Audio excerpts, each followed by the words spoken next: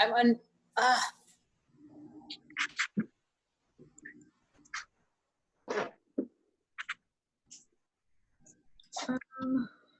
Give me 1 second. Okay.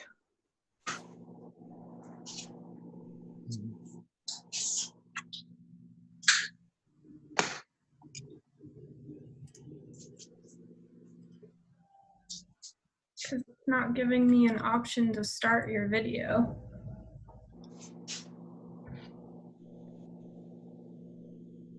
Mayor Pro Tem Fortune, Present. Councilman Steve Brimmer. Here. All right, welcome aboard. And the mayor is also. Good, and the mayor is also. Great. Okay. First discussion item is on short-term rentals update.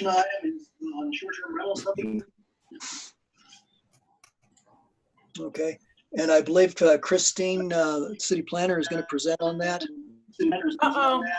Excuse me. Okay. Are you all hearing echo effect? Yes, I was.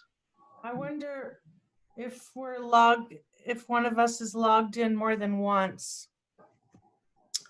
It could be. I'm gonna mute everyone when Christine starts, so there shouldn't be an echo after that.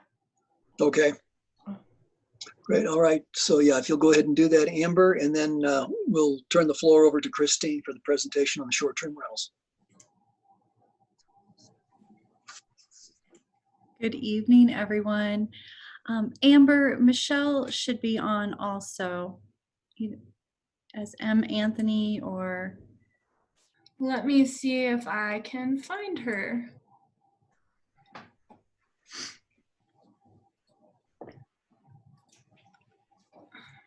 I don't see her on the attendees. Okay. She's been, just for everyone to know, she became ill yesterday afternoon and wasn't in the office today, and hoped to be able to participate tonight. We spoke about an hour ago and she was hoping she'd be able to. So if, Amber, you could just keep your eyes peeled if she does show up as a attendee, pull her over. So anyway, good evening, everyone. So we are here for the discussion around short-term rentals. This was precipitated by a conversation here at council a few weeks ago about whether there should be a moratorium placed on new short-term rental applicants being able to go through the process and being approved. So in preparation to respond or be helpful to you in making that decision and having that discussion, Michelle and I took a look at what has occurred over the last 15 to 18 months with regard to short-term rentals, and city council. And so what I included in your packet was a brief history of that, including draft ordinance that came before city council a little better than a year ago. And at that time, council instructed staff to go back, collect some more information, begin a public engagement process. In the memo that I wrote to you, Michelle and I also noted that that process did begin when former Planning Director Kim Johnson left the city. That process was put on hold just from a staffing perspective, being able to continue.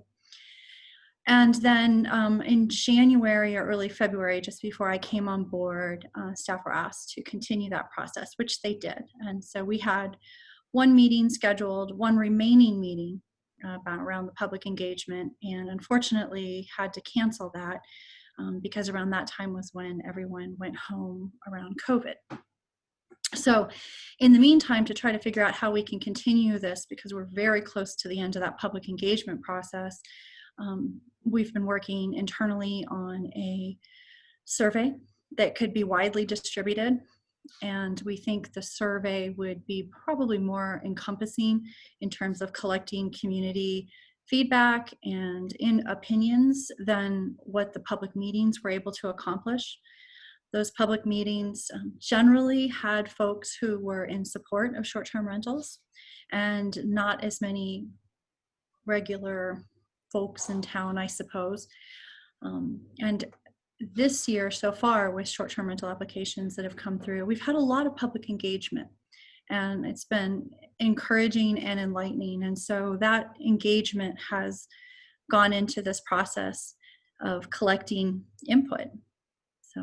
So with that, I turn it over, and if you guys would like to have a conversation about how you'd like to move forward with short-term rentals or take any action, I'm happy to serve, happy to answer any questions.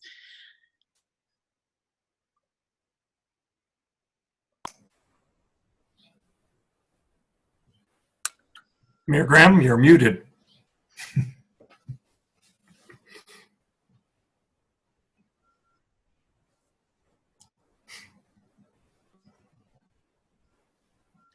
Okay, thank you. Okay. My wife wishes she has a button like that.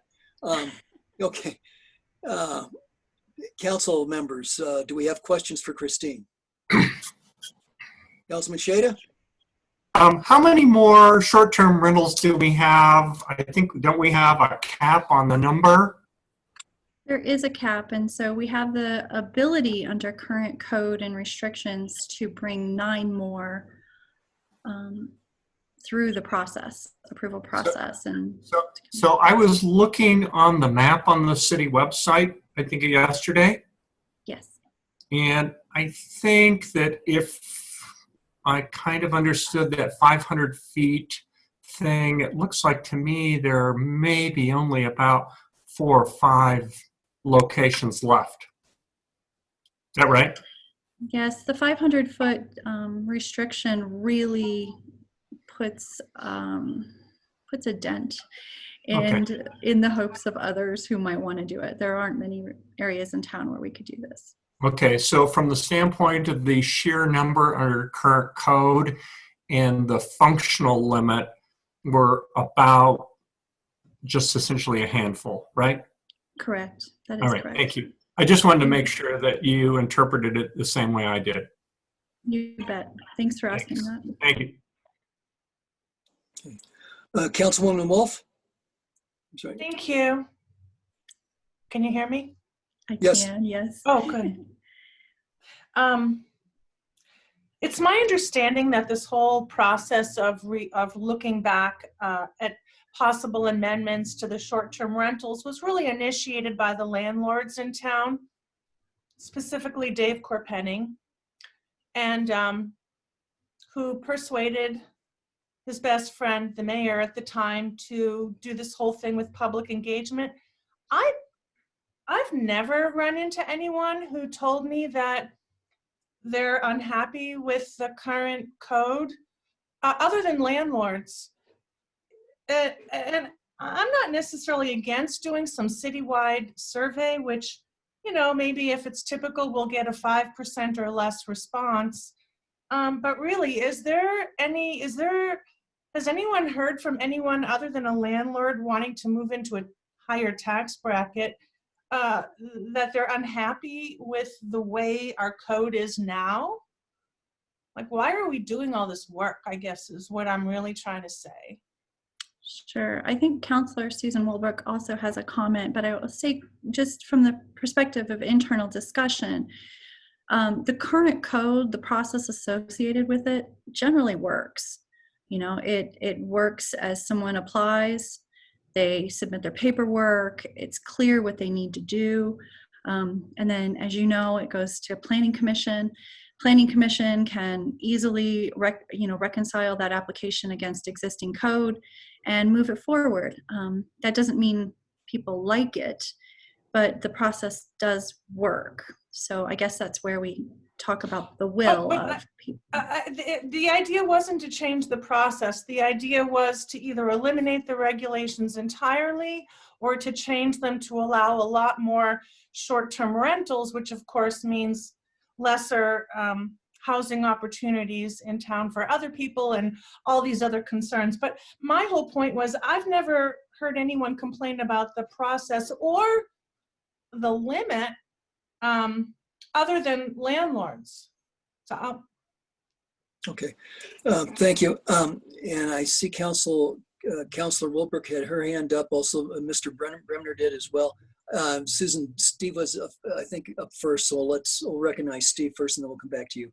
Mr. Bremner, and you're muted. Okay. Yeah, maybe I don't know enough about this, but is that 500 feet rule, does that mean that you can only have one rental within 500 feet radius? That's the way I understand it. And if so, is that set in stone for ever? I mean, does somebody, whoever gets that short-term rental within that 500 feet radius, he's got that rental, nobody else can do it until he's done having a short-term rental? Is that the way it works? That's correct. Unless there's some sort of violation of the CUP, then it does carry with the land. And so, yes, they would have that. And you are correct in your understanding around the 500 feet. Okay. Councillor Wolbrook? Yes, thank you. Christine, I do understand that it works because what you're saying is the process works. People can apply and it works.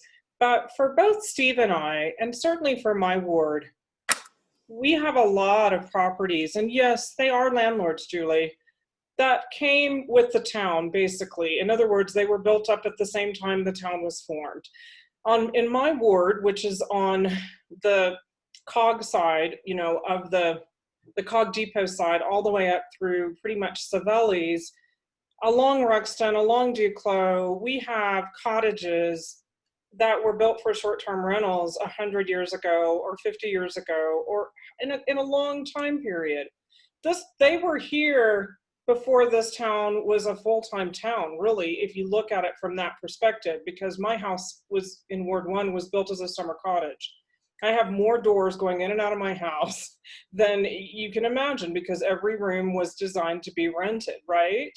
So at the time that this was done, and this is one of the reasons that I keep bringing this forward because my ward brings it forward. There was an opportunity to do this differently, but we didn't do it. But it still remains relevant, even with what's going on in Crystal Hills today, which is that there could be zones similar to RPP zones, not exactly the same, but conceptually the same. So that if you have 5 or 6 cottages, maybe you're the one who got it, but your neighbor who has 5 or 6 and that touches that 500 thing can't do it anymore. I'm not saying I have all the answers. I'm not saying I can solve all the problems that come along with zones, but my ward has told me from before I got elected that they do not understand why this was done the way that it was, because it really hurt my ward and a lot of the landlords in it. And it hurt people on Steve's ward too, because the other side of Ruxton has some of the same issues going all the way up through. Although I think my ward has a huge concentration of cottages that were built, you know, at a time when this was mostly a short-term rental community. It was mostly a summer community. That's why one of the reasons that this is being brought up, I'm but one ward in town. But I will tell you that there are a lot of property owners in my ward that were impacted when this was done. I'm not saying that COVID hasn't changed things for us, because I think it has. I mean, all you have to do is Google Airbnb to see all the problems that people are having who are trying to do it. But I stand by my ward's message to me that zones might have worked better and more fairly. And I understand that a lot of people find that short-term rental has too many gentrifying effects and other effects, and I'm not in disagreement with that. But I'd also like to point out that many people who do short-term rentals also improve their properties greatly. And in my neighborhood, I've seen properties that were pretty much uninhabitable as a short-term rental, as a long-term rental, but still being, you know, habited, turn over to a short-term rental where they actually made them safe. They weren't a fire trap anymore and all these other things. So there's a lot of sides to this story. And I don't think the community engagement that's been done is nearly enough to solve this problem. And I think that we have to take a really hard look at how COVID impacts our town, as well as our long-term goals as a town, and try to put that all together. So I would love to say that in 90 days you're going to be done and you're going to make a few changes and this is all going to be great. But I think this is a much bigger deal than it is, than that. For my ward in particular, this 500-foot rule changed the historical nature of what happened when this town was built. And I don't think that that was fair to my ward. And that is, you know, not the opinion of every single person in my ward, but it's certainly the opinion of enough people that it gets brought up every time this topic comes up. And so I just want to make sure that I get on the record for my ward and saying that this 500 feet rule has not been fair, and it doesn't keep with our history and our heritage of my ward in the areas where there are lots and lots of short-term rentals that were built at the same time that the COG was built and other things were built. And this town was founded primarily as a tourist attraction. Thanks. Absolutely. Your points are completely on point. And as we looked over the data that has been collected and the feedback that has been given, it was not comprehensive. And the points you make are some of those points that we did not see, I think, sufficiently addressed or represented. So thank you for bringing that forward. Thanks for listening. Mayor Pro Tem Fortune's next. Thanks. First, Councilwoman Wolf, I would just have to question your assertion that this was a result of Mayor Dre and David Corpenning. I think Susan has eloquently stated that that was not the case. Secondly, this is a challenging issue across the country. Most communities are having to deal with this now. And it's not an easy one, and it pits the people who are interested in the current character of the neighborhoods versus the property owners who want to have total control over how their property is used. And that balance is, you know, at odds with one another. And lastly, I would say that the ordinance has been in place for about 4 to 5 years now, and it is, I believe, time for a relook. So I'm glad that the planning department is relooking this. So I would say that more community engagement is appropriate. And I, for one, do not look forward to having to make any decisions on this, because we're gonna make a lot of people unhappy pretty much no matter what we do. It's gonna be very difficult to come up with something that's going to be win-win for everybody on this. Thanks.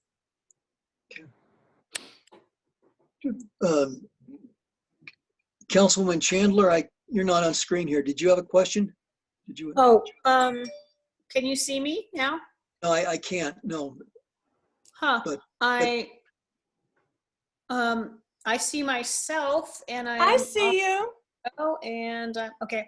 I think it's just the Well, iPad so issue.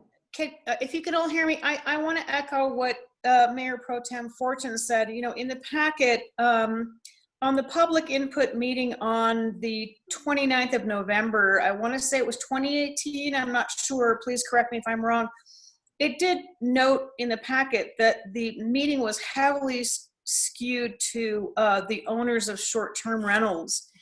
And as someone who lives in a neighborhood where we're grappling with perhaps some decisions that were made based on meetings that were heavily skewed toward stakeholders benefiting, I just want to make sure, I just really want to reiterate that I think we need to take another look at community engagement around this. And again, Mayor Pro Tem said it so perfectly that there's no clear win or lose on this. But as a small town of what, 5,200 plus residents, if we look at 2% maximum, and only a handful more of short-term rentals that can happen currently, I think that we need more community engagement. It's my understanding that an online survey will be published on or around the 20th of August. Is that survey going out to all residents of Manitou? I had some questions about that, and so a little bit more input. If Christine, if you could tell us about that online survey. Sure, I'd be happy to. First, acknowledging your comments on public engagement. Thank you. Spot on. The survey is under development, and our anticipation is that we would send that out to all residents of Manitou. What we have noticed in surveys that have been sent out since COVID started in a variety of different areas across the country, not just our region, we're seeing response rates in the 20 to 30%, which is very, very high and not historically common. Historically, you receive less than 5%, sometimes 2 or 3%. So we think that, and Michelle's really driving this. So I want to be sure that I give Michelle that credit, that Michelle really feels that targeting the broader, and I shouldn't say target, but really reaching out to the entire community who may not be able to come to a 5 o'clock meeting in the middle of the week, that this gives folks an opportunity who may not normally have provided input to give input. We're still developing the questions. August is a little far out. We were hoping to do it sooner, much sooner than that, actually. And the work that we were doing on it, we did. Sorry, that's That's me. okay. My apologies. Let me mute that. Okay. Thank you. No worries. Sorry. It happens to all of us. Happened to me today. But anyway, so when we learned that City Council desired to have a conversation about short-term rentals and this type of discussion, we haven't done any work on it in the last 2 to 3 weeks because we wanted your feedback. We wanted to hear what you were thinking, so that we could incorporate that. And good ideas come from a broad spectrum of people. And there's only been a handful of people who have been working on this, who have been with us for a long period of time. So we've been looking forward to this conversation in a variety of ways. Okay. So if I could just follow up on that. So what I'm hearing you saying that, and the online survey may come to us before August 20th. So perhaps we need to look at putting a moratorium on short-term rentals until we take a look at that survey, which may have more participation than online surveys typically have. Is that what I'm hearing you say? Less, minus the moratorium part. Right, minus the moratorium part. And that's certainly a choice for City Council to make. We would like to continue and wrap up this process. And when I say wrap up, I'm not meaning that in a way that belittles the next 45 days. But we would like to and honor the input that has been provided so far. So we're not specifically recommending or discouraging a moratorium. We don't have any additional applications in the queue at this time. So that would be a call to be made here by you guys. So if we don't have any applications in the queue at this time, and given that we are still have lots of question marks about COVID, perhaps it would be prudent to put a moratorium on short-term rentals at this point until we take a look at the survey results, which I would be okay with. That's probably the direction I would want to go in.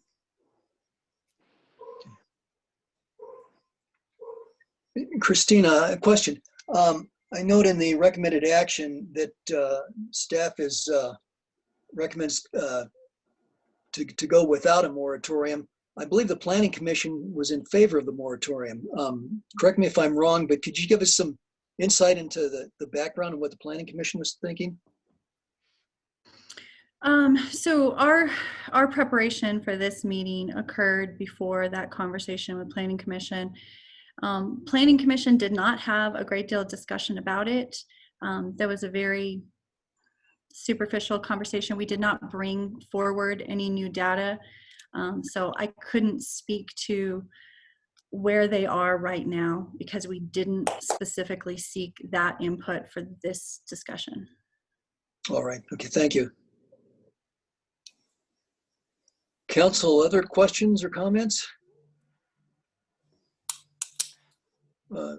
Councilwoman Wolf? Since there's going to be this survey,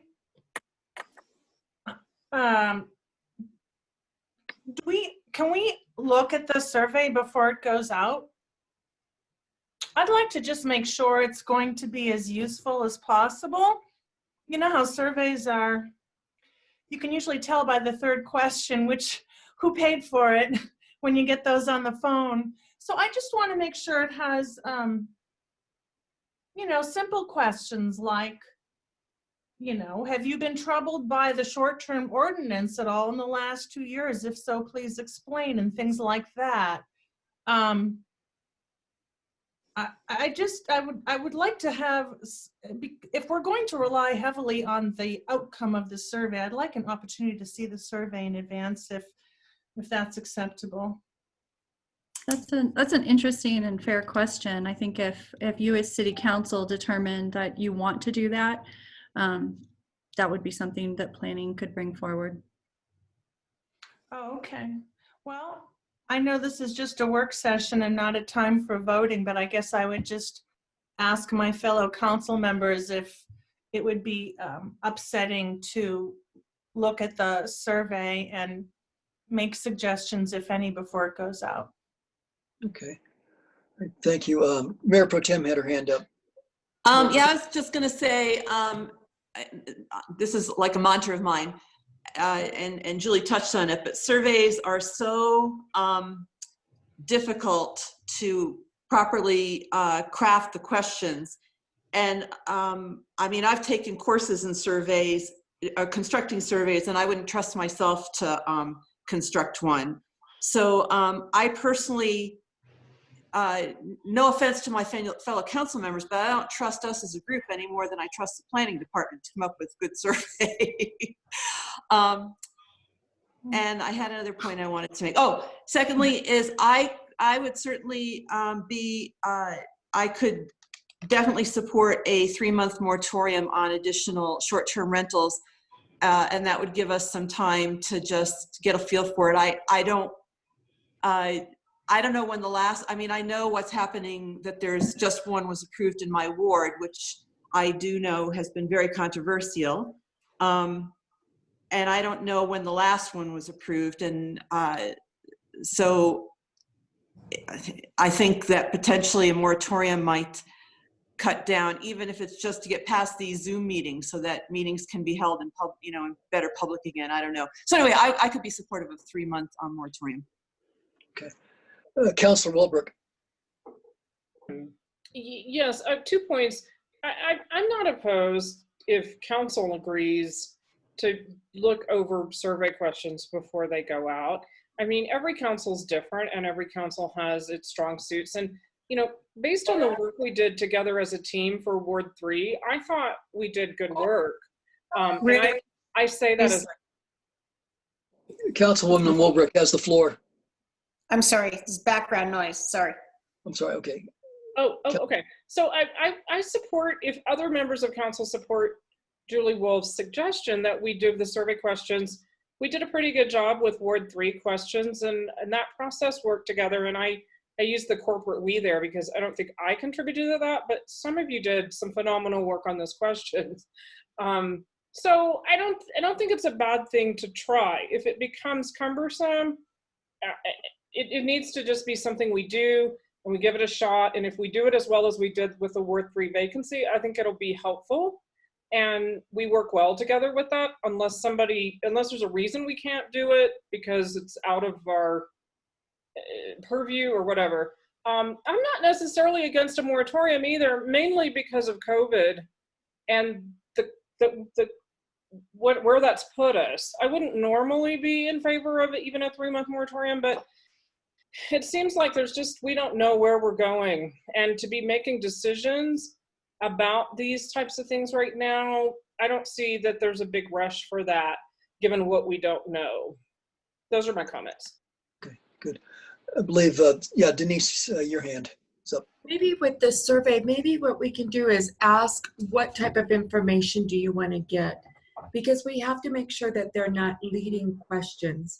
And a perfect example, Julie, I think your question was, have you been impacted? What was it exactly? I can't remember the exact verbiage. I didn't write it down. What was it that you were saying, Julie? Have you been?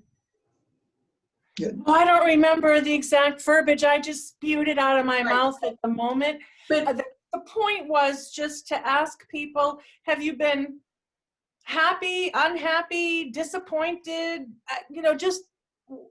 What, if any, reaction do you have to the law we've had in place in the last 2 years? And a lot of people might write back and say, I don't even know what the law says. Right. And Haven't been impacted. So I don't know.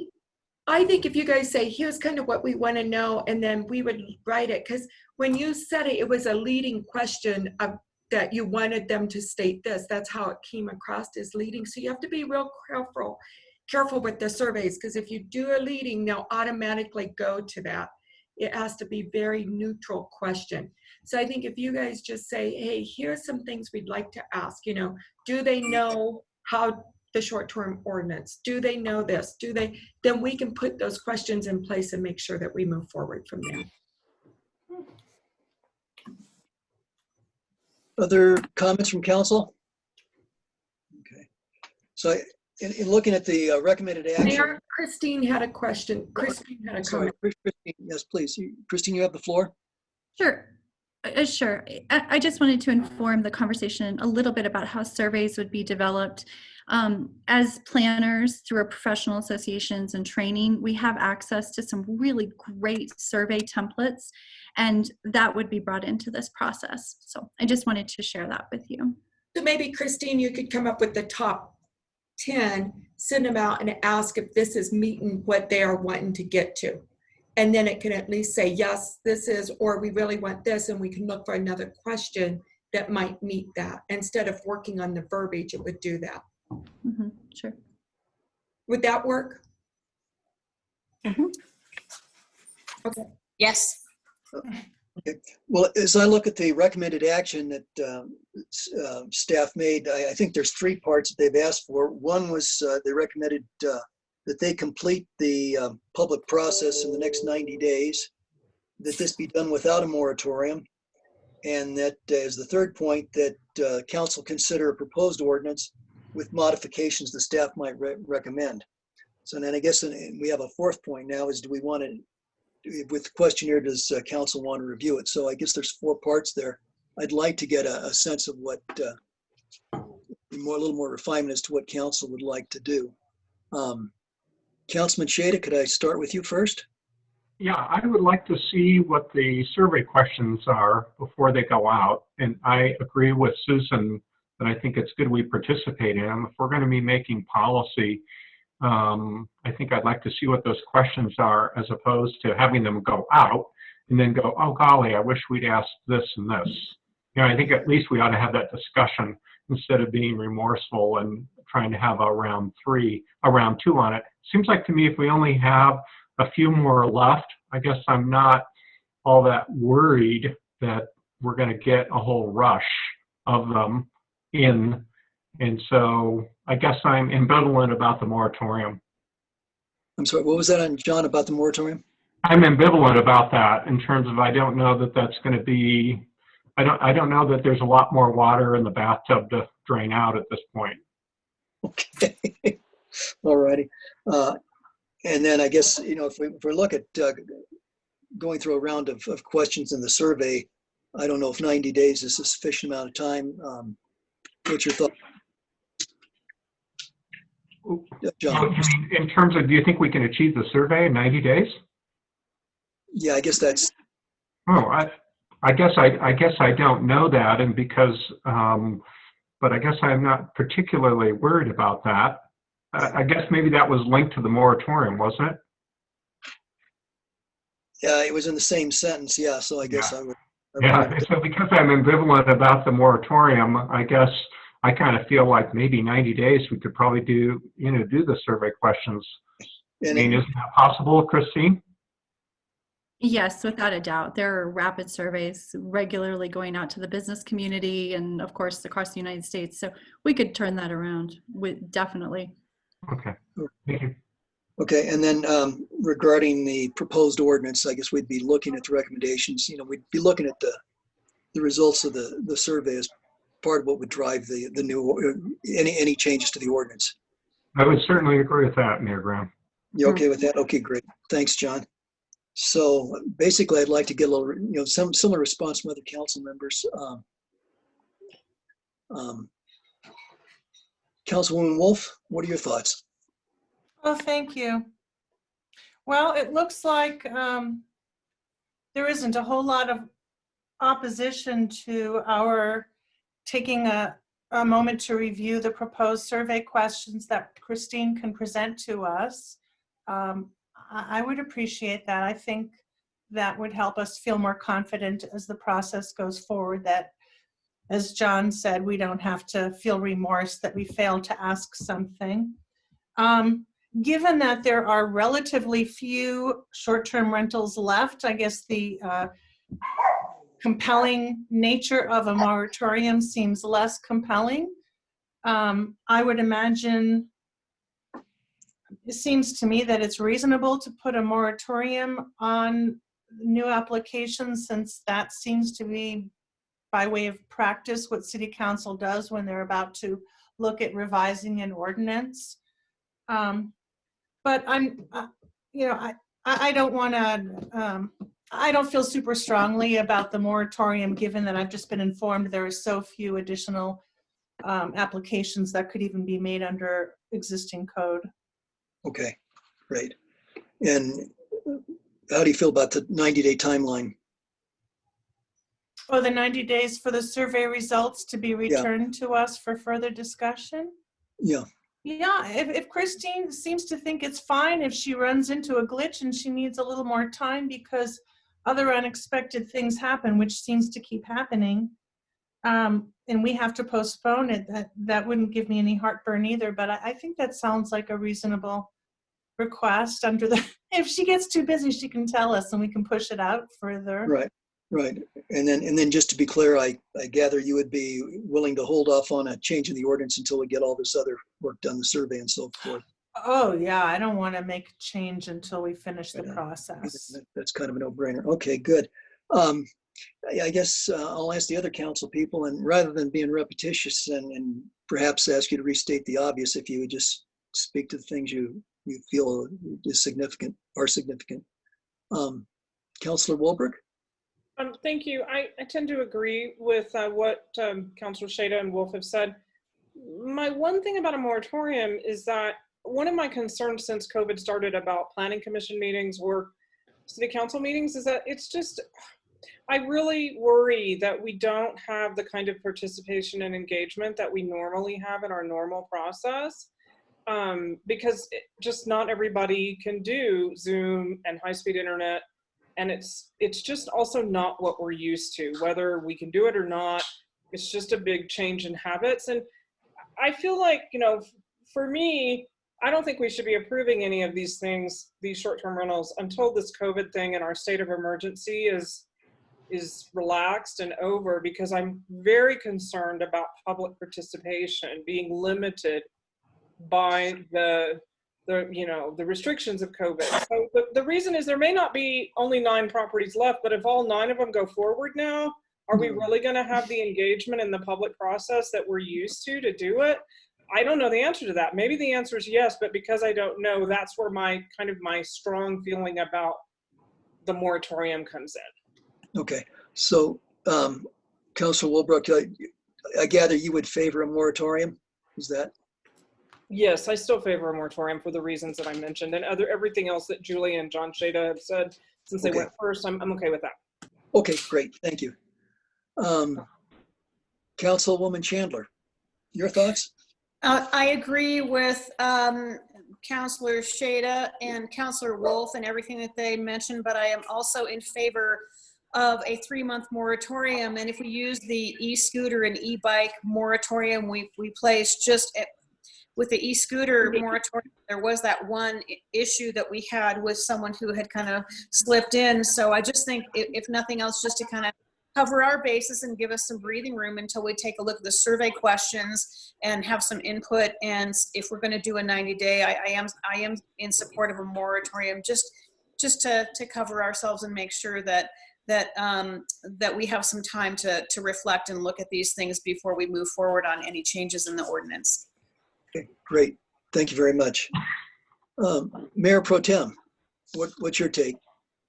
I would prefer, rather than us really getting into the questions, as I stated, I would, because I don't want us to get into wordsmithing. I think that we'll be working against each other if we start wordsmithing. But I'm great with the concept of submitting what information do we want. I think that is valid, so that we don't find out after the fact that there was something that we would have liked to have learned that we didn't learn because a certain question didn't ask something pertaining to that. Secondly, I'm definitely in favor of a moratorium, just because if we'd had a moratorium in place a couple months ago or whenever the one came up in my neighborhood, that just not being able to meet in person really made the whole issue a lot more complex than it might have been. It may have still been horribly complex, I'm sure it would have been, but that just added to the complexity. And obviously I would like to get once we get the information back, I would like to move as quickly as possible if we need to change the ordinance. Okay. And that, Great. there's a time frame that's just as soon as we get the information back. Thank you. Great, thank you. Mr. Bremner? Yes, I'm in favor of seeing the questions ahead of time, and I'm also against wordsmithing, as Mayor Fortune Pro Tem says. And as far as the moratorium goes, definitely, I think we need to continue the moratorium just because of COVID-19. Okay, all right, thank you. And Denise, I see you raised your hand. With 4 wanting to move forward with the moratorium, I wonder if we want to do a 6-month instead of a 3-month, knowing that you can bring, you can shorten that, but that just allows the planning group to really put together these questions and then come back and you guys have time to process it. So instead of a 3-month, would you consider 6 months? And then again, if we get it done in 3 months, you can change it and move forward from there. Just a thought. Okay. I'm fine with that. I'm fine with that.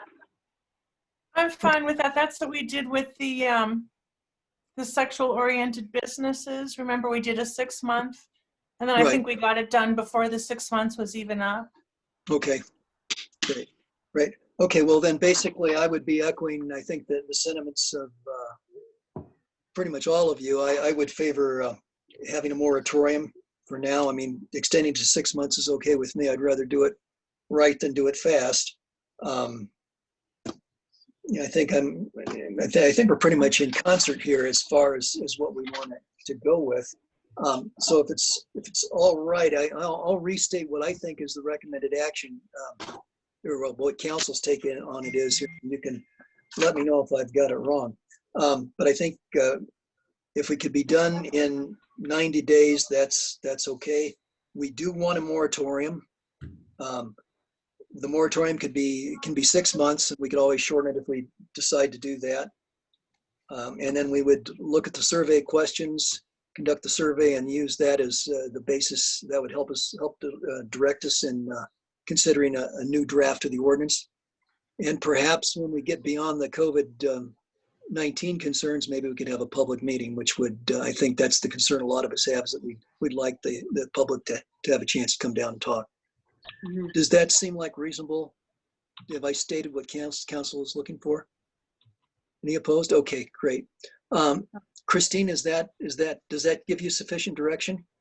It does. Thank you very much. All right, if that's okay, I would. Okay. Oh, before Christine goes, can I say something? Yeah, Julie, you got the floor. Tell Michelle we hope she feels better soon. I know she's done a ton of work on this for years. That we hope she's well soon.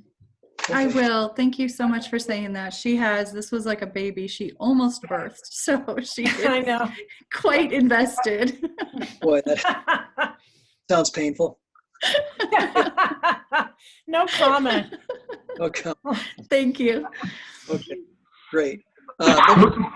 Next discussion item, that is get an update on the Manitou Springs Incline management. Presenters will be Dole Grebnick, our city engineer, and Deputy City Administrator Roy Cheney. During the presentation, Roy's going to have the floor, the mic. He at some point may want to bring in other people like Dole. So the rest of us will be muted, and Roy, you have the floor. Good evening, Mr. Mayor and City Council. Actually, if we could bring Dole over now, that would be okay. I'm bringing Dole over. Is there anyone else you need? Just Dole.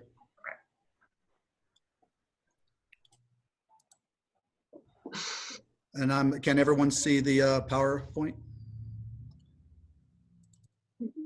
I can. Yes. Yeah. Thank you.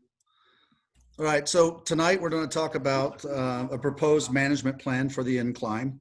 The first part I'm going to cover is going to be just a real brief high-level history and then some statistics and some facts of the incline. And then Dole will present the plan for a reservation system. And then I'll finish up. And then we'll have any questions after that, if that'll work with everybody. Let me set this up real quick. All right, on my end. All right, so since January 14th, 2010, there has been Incline Review Committee meetings. So the Incline has been talked about for many, many years. An IGA was made in 2012, and which then put in writing that there'll be meetings, quarterly meetings. There were a few missed and some minutes we could not find. However, the meetings were consistent 2 to 3 times a year. The last meeting was held October 13th, 2019. So there has been a continuous talk of the incline and how to manage things. Recently, since there was kind of a break, city staff, we reached out to the Colorado Springs Forest Service and try to rebuild relationships and start discussions and get back on track on the incline and maybe some of its problems and things we need to talk about. Things that have occurred over the years is they've put up several signs to warn participants of hazards, the intensity of the activity to try to reduce any problems. There is a staff presence there, seasonal park rangers at the incline weekly. There's a 600 or 6,000 plus contacts reported in 2019 by the park ranger. El Paso County Sheriff's conducted weekly patrols. 717 citations reported over the summer. There was a recommendation that fines be increased. Maintenance and a monitoring checklist was designed to help keep track of the incline itself and make sure maintenance is, there's an upkeep to try to prevent injuries. And then there was many visitor contacts from these groups as well.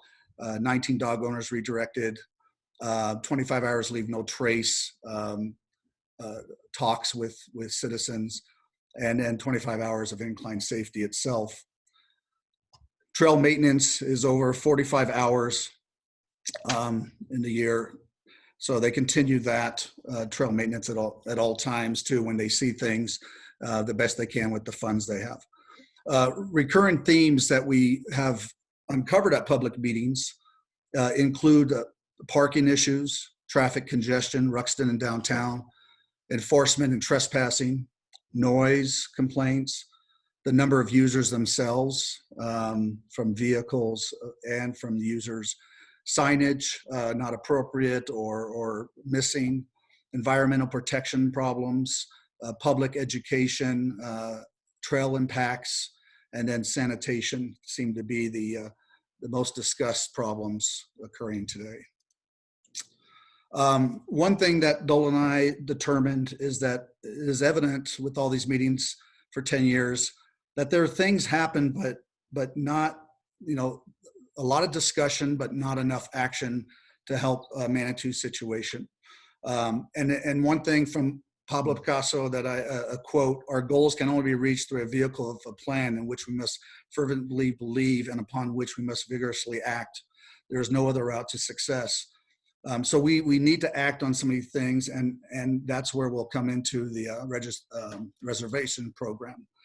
Some of the other things as we review the incline, Ruxton has 127 parking spots, 9 are paid parking only at this point because we made it all residential parking for COVID. Downtown parking lot space, Smith City lot 42, Cannon 43, Wichita 80, Prospect 50, and Hiawatha 158 spots. When we look at Ruxton Avenue itself, it's estimated from the studies, and we've had several studies done, and I looked at the different studies, and Dole and I both were looking at trying to compare if the studies were similar, and we found them very close with the same data. So over 5,000 trips per day, 333 an hour, 5 a.m. to 8 p.m. Average speed is 28 miles per hour, which is below the speed limit. There were some people that went over the speed limit, but a lot of them were slower because of the traffic backups. Over 80% attempt to park in the base of Mount Manitou or Ruxton Avenue when visiting the COG or trails. And pedestrians estimate over 3,000 trips per day, 200 per hour, summer weekend, and 900 on the weekday. The Ruxton Avenue corridor has 190 single-family housing units, 12 multi-family housing units, so a lot of people live up Ruxton. Safety is a concern. Out of 44 responses on safety, 34% gave Ruxton a 1 or 2 out of 5, which is the safest. The Incline, the highest single use day was July 3rd, 2015, with almost 3,000 users. The highest use week was June 29th to July 5th at 12,551. And the highest month, July, at almost 50,000 users. So that, when we look at averages, and we looked at the averages, we're talking about 1,599.7 per day use at that time.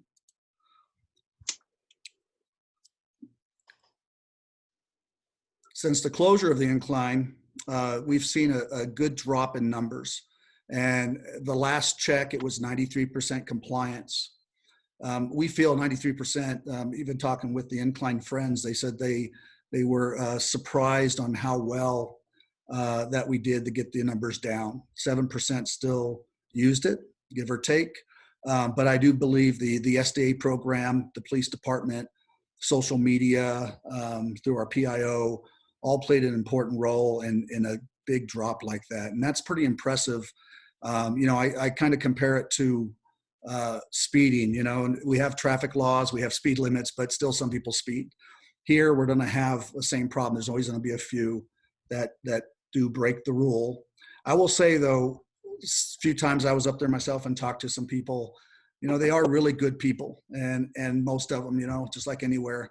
And I look at them as athletes, and a lot of them are just wanting to train, and so they're finding it difficult. But they have been, most of them, very understanding of the situation, especially with COVID right now. As we look through, here's just another view of the data itself. It shows the numbers.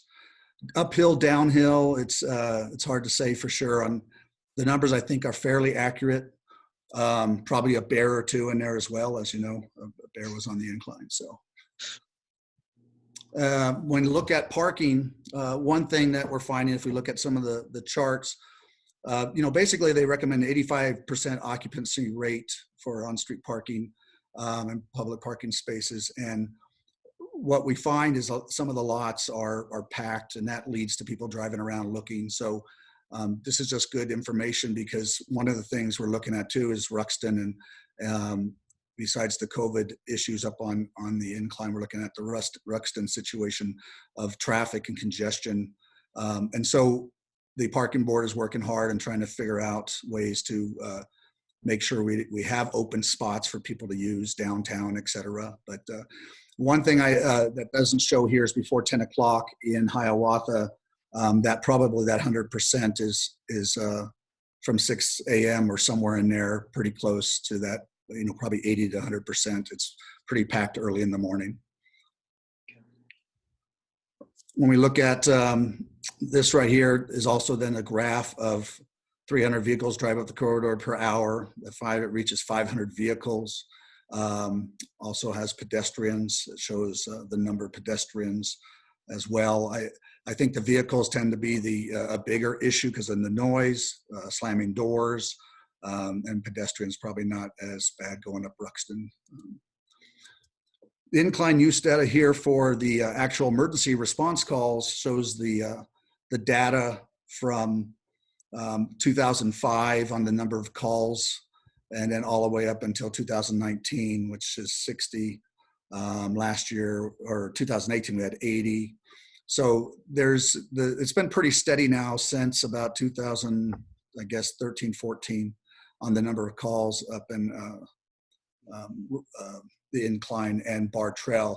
If you look though, the Incline's in red, so its numbers, because it combines all these, Bar Trail, Incline, Hydro. The Incline's actually has less of the calls than the Bar Trail and some others. Okay, I will pass it on to Dole, and we will look at the two options. And Dole, just let me know when you want me to switch the slide. Thanks, Roy. Okay, so some of this we already hit on a couple weeks ago, and so we'll hit on that quickly. But, you know,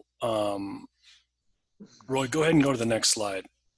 So, these were the things we presented 2 weeks ago about some of the options, about how to deal. We presented several options, what to do with the governor's orders and that kind of thing. So again, this is just kind of a repeat. Roy, if you'll advance. Okay, so we kind of went and additionally interpreted the governor's orders and kind of set some limitations and threw some numbers into what safer at home might mean.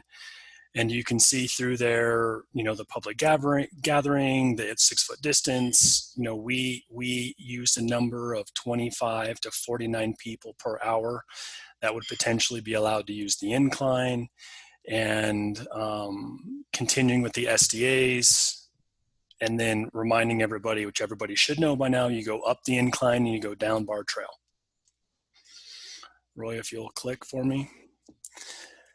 Level 3, which is hopefully a direction we're going as a state, would be, all of phase 2 applies, but then we would potentially allow more incline users on a per hour basis. And then, additional restrictions may lift a little bit.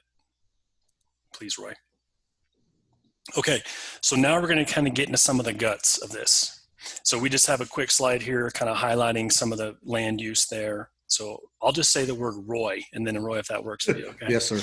Okay, so some real minor, less exciting parts of this is there actually is a table that recommends how many porta potties you need for big group events. So, because it has come up about sanitation and that kind of stuff, and so there is a chart, and so based on how tonight goes, I think we could reflect and look at how the porta potties are being used and if there's enough of them, but we'll get to that. We'll get to more of that in a minute. Roy. We do have a hand sanitizer up there now, and then there would be an option for us to add hand washing stations, which are basically what you see here, and where people pump water and wash their hands as they're coming down the incline or coming out of the porta potty. Roy. So there was some question weeks ago about the sanitation of the porta potties. And so we started asking the SDAs if they would take frequent pictures of the porta potties. Before COVID, the porta potty company was servicing them 4 or 5 times a week. And City of Colorado Springs has agreed that if we wanted to, they could increase the cleaning to 6 times per week. But we were taking pictures, and the porta potties most of the time were in pretty good shape. The cleaning company, the servicing company was really doing a pretty good job. Roy. Okay, so this is why we're all here, I think, on some level tonight. And I just want to hit these bullets. So some of the issues involving and around the incline is that the infrastructure is overwhelmed. And the infrastructure, I mean Ruxton, I mean the parking, the walking, the sidewalks, all these kind of things. We want to provide support and effort for our local Manitou residents. We also want to be very business savvy and supportive of their needs. We always want to have an eye towards public safety. And the incline is this amazing natural resource, as is Bar Trail, as is Ute Trail, and we want to do our best to, and that last bullet there is to protect it. And we want people to come into town to use these awesome natural resources and to have a great experience. If you do not have a good experience, then you tell everybody about it and you give everyone 1-star rating, and that hurts our rating. Roy. Okay, so we're gonna work on those. Okay.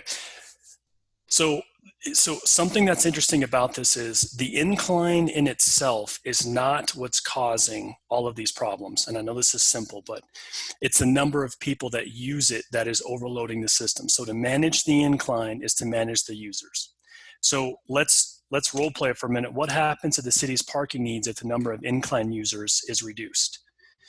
You know, there has been many conversations about additional parking needs, about parking garages, all kinds of stuff. Well, we are continuing to try to grow and grow and grow and handle more and more cars. Well, what happens if we actually reduce the number of cars that are using, and when I say, people are in cars, but they drive into town, then they park. What happens to our need for parking if we have fewer people coming to use the incline? It's safe to say that it decreases. Roy. Okay, so we have been researching this. We have been calling people. We have been having meetings, and right here we call it a pilot incline management plan. But we're gonna start using the term interim incline management plan. And we have spoken with the City of Colorado Springs. We've spoken with U.S. Forest Service, and we all are agreeing to work together to try to come up with solutions for some of the frustrations with the incline, and that happens on Ruxton. And we don't have any promises or anything committed in place, but everyone's agreed to work towards the common good. Roy. So when we first tackled this problem and looked into it, we just kind of brainstormed some things, and there are other natural resources in the state that have handled these high use outdoor amusements, we'll say, in different ways. And one of those is you can advertise an RFI or an RFP for a company to come in, and basically you say, we want you to help manage this. Here's our expectations. They bid on it, and they go from there. There's also the opportunity to hire a concessionaire, where you just hire a company to come in. This would be something similar to Patty Jewett Golf Course, where the city of Colorado Springs owns the golf course, but they hire a company to manage it. And the company has to agree to certain terms, and they can't raise green fees over a certain amount, but then they make a certain amount of money based on that contract. Fortunately for us, Hanging Lakes, which is outside Glenwood Springs off I-70, has gone through this. It was one of the most overused resources in the state. They were having all kinds of problems and issues. And so in 2019, they went to an active management program, and we have been calling them and on the email with them and phone with them and just picking their brain. And so they have been kind of a lead resource in how to handle this. So we've been learning a lot from them. And then also, what do we have here locally? What do we already have in-house with the city and the area that could benefit us? Roy. So some things to think about with this. So the idea of this interim incline management plan is that, we would have it kind of be focusing on this short term. And, I didn't do a very good job prefacing this, but we are in a really unique time right now where we want to be a good steward of this resource and allow people to use it, but within certain social distancing requirements with proper safety and sanitation. And in order to do that, because if you guys will just role play with me for a minute, I don't have the slide for this right now, but I should have said it earlier. Everybody agrees that, if the incline is reopened as it was before, the use will go back to what it was before, and it'll quickly be over. Social distancing probably cannot be maintained. We would be collecting people in groups larger than 10, and we would not be in accordance with some of the current safety and health expectations that are happening right now. So from what Roy and I have researched, there's more than just it's open, feel free to use it, or it's closed. So what we're trying to do is to find that middle ground where it can be opened, but with a well thought out active plan that meets the needs of the users, it honors the residents, and it also honors the current safety and health expectations that are set out for us. So some other things about that. So we would review it on some sort of a frequency, annual basis. Ro, will you back up one more? Thanks. And then also it would be important to note that this is a dynamic thing. You know, this is the kind of thing where we would be meeting with City of Colorado Springs and the Forest Service and potentially a local group that were like an incline committee, that we were constantly getting feedback and reviewing and trying to tweak and modify to make things better. This is not the kind of thing where once it's in place, it's in stone. We would, you know, at the end of the day, we all win if everybody has a good experience. Residents, businesses, visitors. Okay, Roy. So as I was just saying, as we were processing through this, in order to manage the number of users, a reservation system is needed. Okay, so why? So the Incline friends have been very helpful in just bouncing ideas off of. And one of the things they suggested was, what if you only allowed 90 people an hour to use the Incline? Which on paper, great, only 90 people. Well, how do you only tell 90 people to show up and use it that hour? Do you have them all pooled collectively in a group larger than 10, waiting, and every time someone goes into the 6th step of the incline, you call someone else over and say, okay, you're next, you're next, you're next. And what happens if 300 people show up to use the incline at 8 a.m. on a Saturday, and we're only allowing 90 people an hour up? That would be queued up for a half a mile, right? So that system, although it's a great idea, it's unrealistic because too many people would show up because we can't manage. We have to manage them before they even show up. And that's an important nuance. Is they have to understand what to expect before they even leave their house, not when they park and go up to the top and at the base of the incline and there's 200 people waiting to walk up the incline. So so we kind of process through this, you know, and during a Saturday and a Sunday morning, and the City of Colorado Springs was very gracious to share their step counter data with us. And so Roy and I have been looking at it from all kinds of different directions and comparing days and weeks and months. And during a peak hour, which on Saturday and Sunday is about 10 a.m., it's about 300 users an hour. Right? So if we're trying to limit to 90 people in an hour and we have 300 show up at 10 a.m., we have a problem. So we had to continue to go to the next level and think, okay, what's the next step? Roy.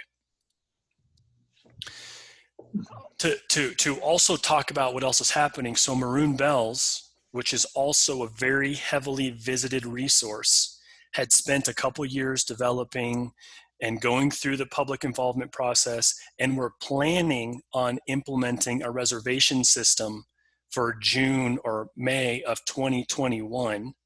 But because of COVID, now with Maroon Bells, the users had to take a shuttle into certain parts of it. So they had the shuttle restriction where they needed to keep people separated at a certain level. So the shuttle capacity dropped significantly, which then affected how many people could get into the park.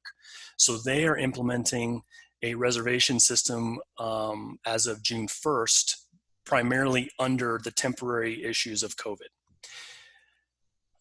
I already mentioned that, Roy.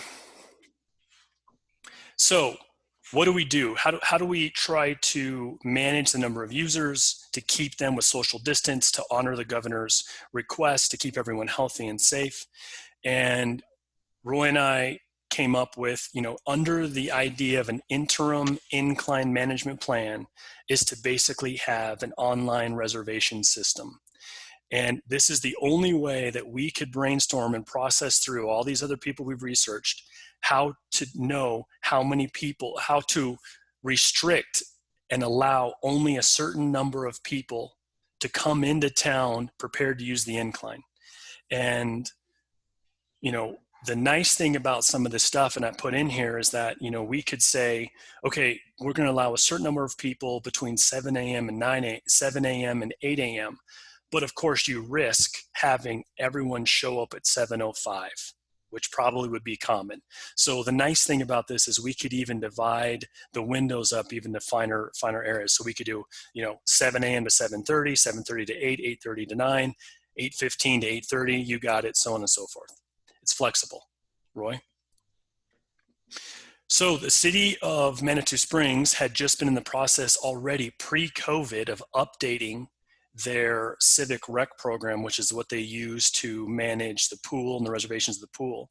And Roy was working with the programmer, and it turns out she is an avid incliner, and she offered to help us write some reservation software for us to kind of start the process of just talking about this and role playing it and what's it going to look like, and doing simulations amongst us.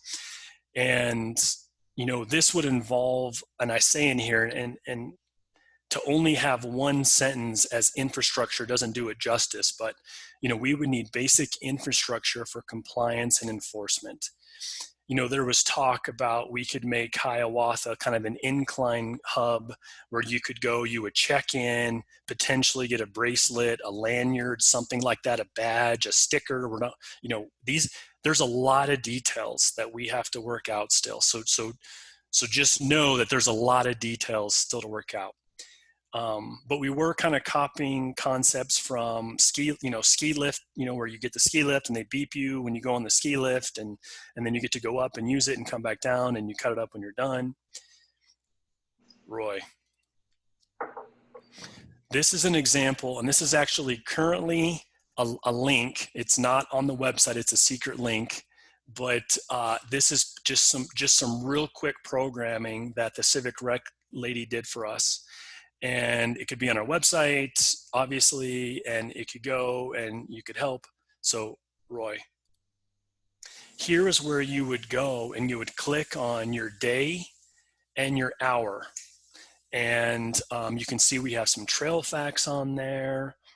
And then if you were to go click on the Incline reservation link, it would take you to an area where you would log in and potentially put your information in. We would get your email address, and you know, if it's decided to charge a reservation fee, that's where you would pay the reservation fee.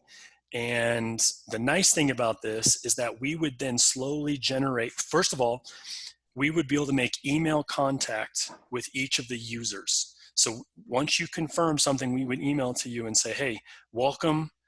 We're glad you're here. We look forward to you arriving on May 18th at 7 a.m. for your incline visit. Be prepared for extraneous exercise, bring plenty of water. There's bathrooms at the base of the incline. The shuttle leaves at this time. So we could kind of give this, you know, overall introduction to the incline before they even show up. So as soon as they hit the button, they would get a welcome email. We could program it where the night before we remind them, hey, we look forward to seeing you on the incline tomorrow. Don't forget, you need to be at the shuttle stop by 6:45 for your 7 a.m. incline arrival. The weather looks like this, this, and this. Have a great time. And then 5 hours after their start time, we could send them a follow-up email that says, hey, how was your experience? Please, and I know we've already talked about surveys quite a bit tonight, but you could click on this button. How was your experience? What would you think be differently? We've even taken, and I'll save that message for a little bit. So these are just some things that Roy and I have been brainstorming on how, what some of our initial infrastructure and stuff that the city already has in place could do to help us manage the users on this. Roy. Okay, so why do we want to do the idea of an interim reservation system?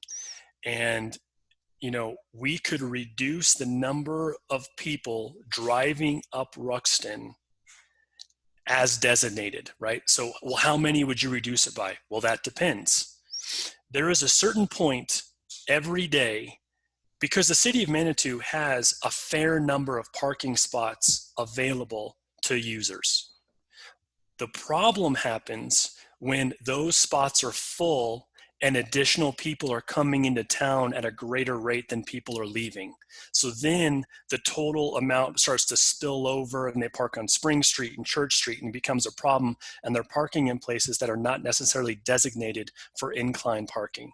So there is a sweet spot, and I don't know what the number is yet. We're trying to work on it, where if the number of incline users were limited to a certain number, then our existing parking infrastructure could handle the number of users. What that would mean would be is that when someone shows up, there's a very good, maybe an 85% chance that they would actually find a parking spot initially and not have to drive up Ruxton, or the wayfinding sign on Ruxton would tell them the lot is full, and we could avoid some of the additional, unnecessary driving up and down Ruxton for people just looking for parking spots. Also, I mentioned infrastructure. The civil engineer in me knows that when you have that many more cars driving on the roads, parking, doing this kind of stuff, it wears on the system. When you have, twice as many trips on Ruxton as you need, it's wearing the road out twice as fast. So I asked this last question, this last bullet. What if the number of Incline users were metered to the number of parking spots that are available? Something for us to process and think about. Roy? So some additional benefits. We would want to be looking for what's the optimum utilization rate. And I'm sure there's people out there with spreadsheets and all kinds of things, and it's not rocket science, but that would be one of the goals of this, is that we would want to make a recommendation of, here's what we think the max or ideal number of hourly users should be. We would factor in parking spots that are available. We would try to factor in, the average number, the average duration of the typical user. They get there at 7. Their car doesn't usually leave till 9:30. We were learning that, we have to factor in if people do come early and want to get some food and walk the town and then do the incline, or if they want to come park, walk the town, then, that kind of thing. So we have to factor that into it. And then honestly, we kind of need to do some analysis, and there is data on this, on the number of people in the car, the average number of people. So when someone does come and park at Hiawatha, they have 1.67 people in their car. And we can factor in that parking spot then, 3 parking spots or 2 parking spots can then facilitate 3 people or so. So those are some things that we need to be looking at and doing some analysis on. Roy. All of this has a cost. And something that's interesting about this is the average user of the Incline, they come into Hiawatha and they park for free. They hop on the shuttle and they ride the shuttle for free. They go use the Incline and they use the Incline for free. And then they repeat the process on the way back down. And if someone comes in, uses the facilities, and has a great time, they take their pictures, they take their selfies, they tag it on Facebook, and then they leave, that all of that was paid by somebody. All of that was paid by something. And, the parking and the shuttle are all paid for by government of some level. So, if there was a reservation system, there would be a user fee. We would absolutely explore having annual passes, having a resident pass, where if they have, certain zip codes or addresses, or they just go into whatever office and buy it, we would certainly have local deals or benefits. And then all that would mean is they'd still have to go get a reservation, but they wouldn't have to pay the daily reservation fee. And then an annual pass, if someone wants to use it 25 times a year, instead of paying $10 each time, they could get one annual pass and then just use it as much as they wanted while still having a reservation. There was talk about, that those revenues could then support, we've talked about, could it be a park and recreation enterprise? We've talked about, could it be an Incline enterprise where that money is used to, and I say in there, to operate, maintain, and manage the Incline. It would pay for the reservation system. It would pay for the staff that's needed. It would pay to continue to keep the bathrooms up and clean and that kind of thing. Roy. We even went through so far as, okay, is there a chance to have kind of a member discount where, if you get an annual pass, you also get a card, and that card lets you go into the town and you get a discount.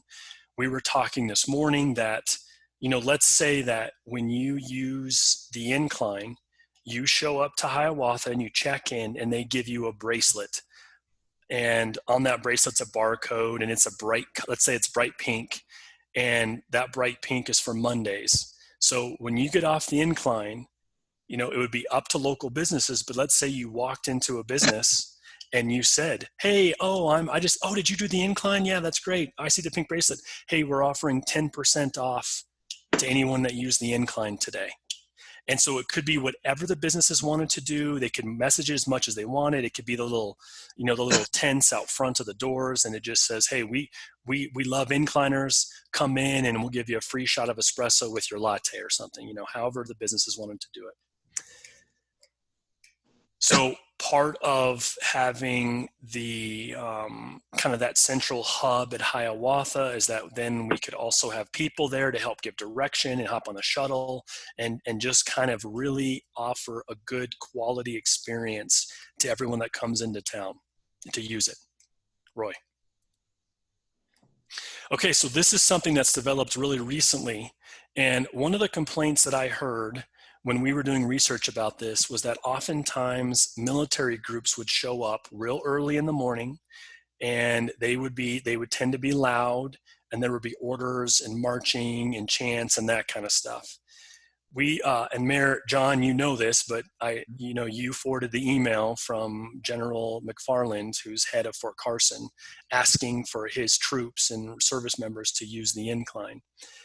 And so I think that this sparked some idea that we could allow for, we could try to create an agreement with each of the major military institutions where they are allowed to get a reservation with a big group of people.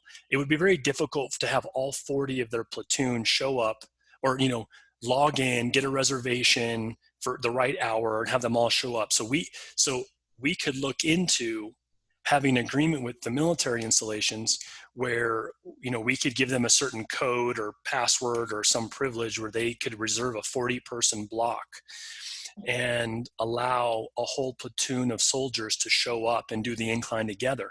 Now, in that agreement, we would lay out our expectations and our rules, rules about noise and where they have to park and how we want them to use the shuttle. They do not use the incline on a Saturday or a Sunday, so that's not a thing for them. They do PT from 6 a.m. anytime between 6 a.m. and 9 a.m. And in General McFarland's email, he said that they would do whatever was required by the city to meet our expectations and our requirements. So it could be the kind of thing where, and again, these are just ideas we're processing. These are brainstorming, where we would allow, during Monday through Thursday from 7 a.m. to 9 a.m., we would allow one military block of users, and it could be per hour, it could be just one per day, and it's either 7 a.m. or, anytime between 7 and 9. And then the military has to be planning a week in advance, and they have to get the reservation in, and it's a first come, first served. We, in these conversations, we talked with a local military officer about this, kind of bouncing this idea off of him. And he made the comment that if this agreement was in place and everyone honored it, if there were any kind of, quote, misbehaving soldiers, we as City of Manitou would know what day it was and which group it was. And we would be able to go and be like, hey, Mr. General McFarland, platoon, and forgive me, I don't know the numbers, but platoon 136, we had several complaints. They were there early, they were loud, they were slamming doors. Can you please take care of that? And General McFarland and this military officer's comment very much was, we'll take care of it. The military are good at following orders. Also in this, I think it'd be perfectly reasonable that we would charge the military institutions potentially an annual reservation fee, where we have an agreement with them where we charge them a big annual fee, and then they don't have to go through and pay for like a daily reservation thing. They're allowed to, as long as they use their login information, to block those 40-person sections, and they can come use the incline as long as it's within our rules and requirements. And then we didn't have time to add this information in tonight, but the idea of a block reservation could extend to local businesses, local companies, local football teams, local sports teams, groups that wanted to come in and say, hey, I've got my, 12 and under girls basketball team, can we come in as a group of 15 and use the incline? We don't want to use it till Tuesday at 11 a.m. And then we could have the system totally facilitate block usages like that so groups can come in. And again, as long as they use it per our requirements, rules, and expectations. Roy, this is you. Okay, Dole, thank you. So now let's talk a little bit about parking management. One of the things that we'll do with the site is we'll link to paid parking and have real-time parking information. With the examples are the new parking logic coming in. So they'll know the parking situation as well. So the idea is to get enough information out to people so they understand what's going on in Manitou before they come out here. Once they're out here, then they cruise and they look for things. So if they are given direction and have proper signage, they'll be able to find where they're going to and get their spots and ride the shuttle example. So this would all be accomplished through the website and then also with Facebook next door, the city website, Park Mobile, parking website, we'll put all the information for people to follow and understand. Again, and this is talking what Dole talked earlier about and just summarizing, but the online reservation system is expected to reduce traffic and the stress on Ruxton and Manitou Avenue.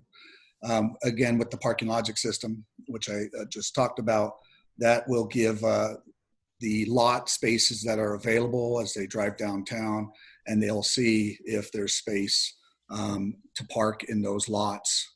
And they can also check online for that. And then also we're looking at, the help with that. Currently we have made residents only on Ruxton in winter, and we would possibly continue to do that if we needed to reduce the parking up the corridor. To run the management plan, if we're looking at a 15-hour per day monitoring, we expect at this point, but 3, we call them SDAs at this point. They might have a different name later, but would be 389,765, and per year, and that's with benefits. So it depends on if we do part-time employees or full-time. So if we keep Incline closed, and we still need some SDAs up there if we're trying to monitor it and for Incline safety during COVID, it would be $259,844 a year. So that's just an idea of the cost for staffing to do these things. Again, the Civic Rec program, no additional cost for us to use that reservation system since we already have it and pay for it for the pool. And then with the 3 that I was talking about, if we stayed open, that would be possibly 2 Incline attendants for safety, and then 1 at Hiawatha, which is more downtown and next to City Hall. Management plan continues with the revenues. Now this was based on the studies, but with an average of 708 users, we could, with $1 a day, generate $258,420 a year, and at $5 a user goes up to 1.2 million, and 2.5 million. Again, that's an average, so certain times a year it'd be more and other times a year it'd be less. But as a reminder, and Dole mentioned earlier that the Incline's not free. It's not free to the city of Manitou Springs. Shuttle, bar trail, parking, infrastructure, resident peace of mind, everything's a cost associated with the Incline, but currently everything is free.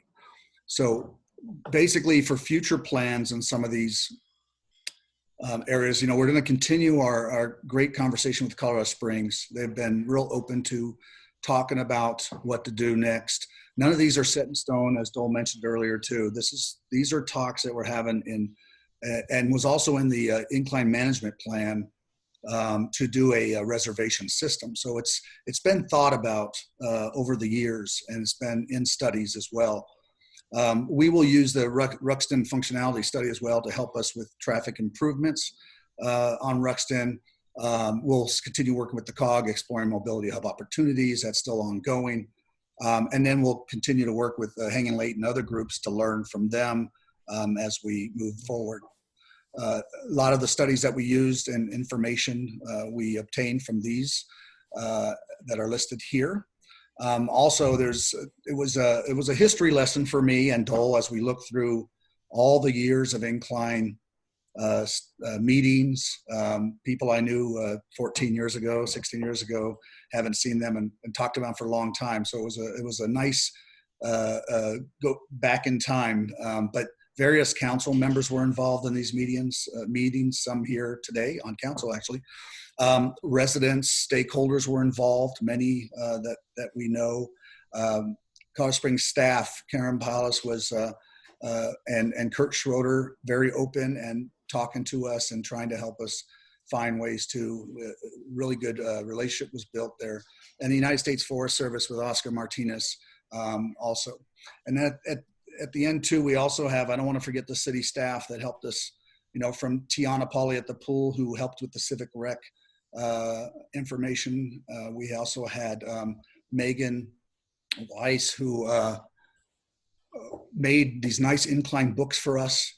They're about 10, I don't know, a foot thick, and but she has them in order so we could go through there and find data. Took a lot of time. It would have taken a lot of time for me, but for her, it was she did a great job in a quick amount of time. So we also have just many others in the city, from the fire department, police department, helping us with data and information from parking. So again, thanks to everybody for that. So basically, as we start to end this presentation, and we'll talk, we can answer questions the best we can. Dole and I just feel after 10 plus years of a lot of community engagement, staff reviews, council input, that we have to put something in place. And we both agree, and others we've talked to, that having some kind of reservation system is probably one of the only ways to really control things better and to get some control of the whole system. So we have three options. Now, the second one I'll explain a little bit. Number one, first, is that, of course, we just keep it closed just like we have right now until further notice, until another plan is sought out or whatever. Number two is reopen the Incline as we expressed a few weeks ago with COVID-19 guidelines, but we add parking restrictions. And so, we would have to come back to you on that, but we would look at bar lot, possibly closing it.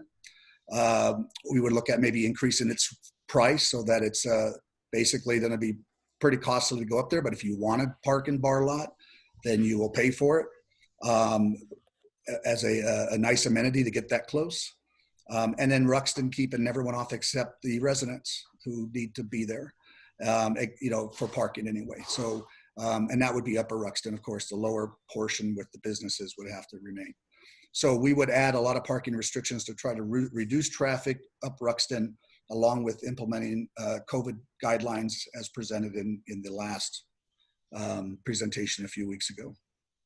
And then the final one is reopen Incline with an interim active management plan in place, is what Dole has went over today. So those are the three options that we see. Any concerns? What we do want to say to the community, because I know this, this is hard on a lot of people who love to do the Incline, and we feel for you. Me being a coach for 30 years in swimming, I understand when an athlete can't get do their game, and play and work out, and so I get the struggle. We do appreciate the people that have honored the city of Manitou Springs.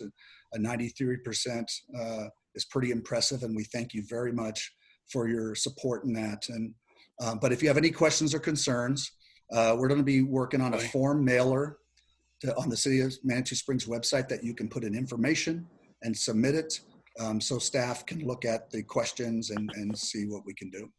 And yes, go ahead, Dole. I forgot, this is just information that's been developing quickly. I forgot a really critical discussion point that we need to keep in mind. What we're proposing is really an interim solution, especially during the pandemic. Now, because the Incline goes into federal, Forest Service lands, any type of these impacts do trigger the need for more environmental documentation. And so, we have discussed this with the Forest Service, and they understand the need for some immediate temporary solutions. But we need to let everybody know that long term, there is a formal process that will need to be gone through both locally here and at the federal level to do what we're doing long term. So we kind of have two things happening. We have the immediate pandemic issues, but we also just need to have a good expectation of that there are some more formal processes that are needed and will be required to go through, for a much longer, 18-month, 2-year lookout from here. So I just wanted to add that, and I forgot to mention it. Yeah, and it is possible through COVID that things could be rushed somewhat. Like, we would definitely push for that, because there is a real threat of numbers and gathering, and so we have to find solutions for that. But if you give us number 2 or number 3 today, then we start tomorrow, and we do our best to get on this to bring back something that will work for the city. So Dole and I appreciate you taking all the time tonight, and thank you so much. And now we'll answer any questions you may have. Council, do you have questions for Mr. Cheney or for Dole? And Mayor? Yes, Denise, yeah, okay. I'm sorry, I didn't have a view of the screen. So, okay, Councilor Chandler, you recognize. So do we know the average cost of a rescue on the incline and who bears the cost of that rescue? I Yes. see 60 rescues in 2019 alone. Yep. Could you elaborate? Yeah. Yep. We reached out to the fire department, and they said it's about $800 a rescue because of the number of officers, the time away, and then they also call in a police officer at the same time. So it's about $800 a rescue. But that also doesn't account for the fact that now we've left the city somewhat unattended while those officers and medical staff go up to the incline, which is not easy to get up and down to. And does the city bear the cost of that? Or does Yes. okay, thank you. Thank you. I will add, at Hanging Lakes, which is something that we are really learning from, they had a high number of incidences when it was unmanaged, and then once it went managed, they dropped to 2, which was a significant reduction for them, because they are also in a really difficult spot to get to. So that, by my math, 60 people at 800 a pop is $48,000 just for those rescues. Yeah. Thank you. Keep in mind that the 60 was actually the overall of Bar, Trail, Ruxton Corridor, and the Incline. So the number's actually lower. We don't have that exact number. It was a graph that we got from the fire department, but it's lower than that. Thank you. Other council questions or comments for Mr. Bremner? You're muted. Yeah, if there was a fee to be charged for going up the incline, has that been coordinated with Colorado Springs? I understand the base of the incline is owned by Colorado Springs Utilities, so would there be an issue of where the money would go? Well, the thoughts is that, number one, we have talked to them about a fee for a reservation, but that would be ongoing. We have not determined any agreement at this point. And then I don't know, Dole, was there? Well, I do think that there would need to be an agreement in partnership, not only with the city of Colorado Springs, but also with the Forest Service about sharing in the revenue to help support and maintain Bar Trail and the Incline and pay to clean the bathrooms and that kind of stuff. So the idea would be to help cover the operation costs. Councilor Wolf? Julie, you're muted.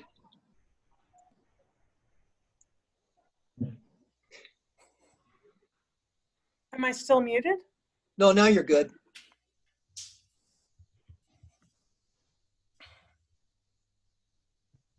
Now you're muted.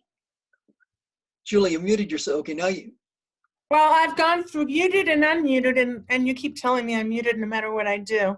No, I'm sorry. Now you're good. No, I'm sorry. Alt-A to unmute. You're good now. You're good. Can you hear me now? Yes, yes. Now I can't hear you. Oh, Can you hear me now? yes. Yes. Oh. You think I remember what the hell I was going to ask after all that? I don't. I don't know. I just got so set aside by the muting thing.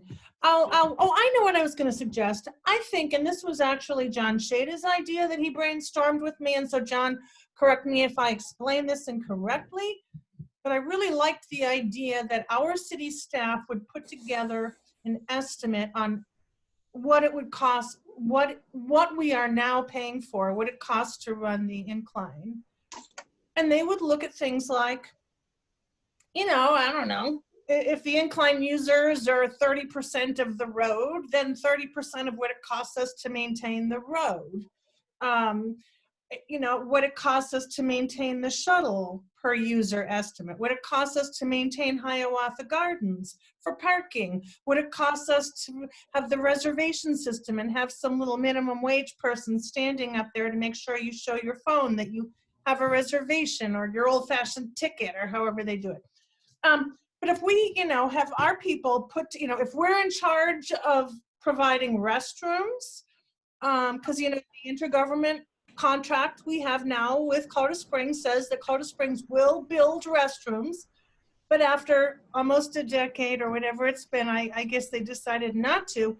So we look at the cost of restrooms, look at the cost of maintaining our restrooms, all of that, put that together and decide how much does that cost per ticket to do the math. And then that's just our responsibility to get people on the incline. Once they're on the incline and they take that first step in terms of trail maintenance or safety stuff on that trail, I would think that would be Colorado Springs' financial obligation, as it is now under the IGA, I think. And that if they say, you know, we want you to tack on an extra $1 on your ticket for users of the incline, because we want $1 per ticket for trail maintenance, or we want $3 per ticket, or $50 per ticket. I don't care what they want.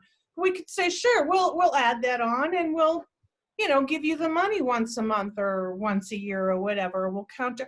So that way, we're not in this difficult, weird position of trying to convince Colorado Springs how much we feel we need to charge to pay our employees or our shuttle. We should be in charge of us, and they can be in charge of them, so that we're not, because it seems ridiculous to me to ask Colorado Springs to decide if we should spend $70,000 or $100,000 on our bathrooms. Like, that's our decision.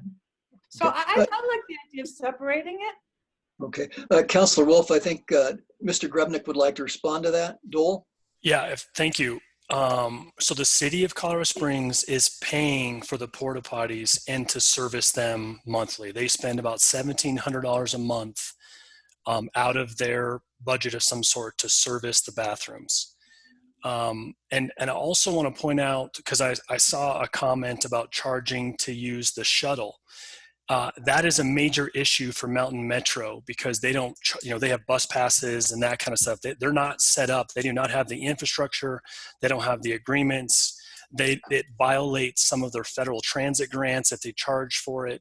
So we should have mentioned this in the presentation. That would have helped. But unless we wanted to do a private shuttle, we can't charge for the shuttle because of the federal tax requirements. I just tell you, because you didn't understand, I didn't explain that right then. I don't want to charge for the shuttle. I'm just saying, if we spend $300,000 a year on the shuttle, I'd like to add an extra $2 to the ticket for the incline to help pay for the shuttle that takes people there. I didn't mean that we should have a fee for the shuttle or a fee to get on the incline. Just the reservation cost should include globally, all of these things. And if city council decides that they would much prefer to have porta potties instead of real bathrooms, then we'll have the new contract with Colorado Springs can say, oh, well, since they used to be required to build a bathroom, but they didn't. They gave us these gross porta potties instead, but now we're very happy with the porta potties, and that can be in the new contract. I'm just saying the old contract says they're going to provide restrooms. I don't think of porta potties as restrooms, but if we're responsible for all of that, we have our own restroom, our own porta potty, or whatever we're going to do. We decide how many we need based on users. If we're responsible for paying for our own infrastructure, if you will, then we can decide how much that's going to cost per ticket. Yeah. And we don't have to negotiate with Colorado Okay. Springs about it. They can add on if they want some of the money. I'm just suggesting that it's easier to keep these issues separate. We totally agree with you. We have several things. Mr. Gremnick had wanted to respond to Ms. Wolf, and then we have Mayor Pro Tem and Councilman Shade have both raised their hands. So Dole, you now have the floor. I'll be real quick. So as much as a permanent bathroom sounds like a great idea, there's a lot of consequences, you know, of people sleeping in them, and we have to lock them and unlock them. So we actually, City of Colorado Springs has been really great about giving us feedback on a permanent bathroom, because they have hundreds of them that they have problems in and maintenance with and vandalism in and people sleeping in them.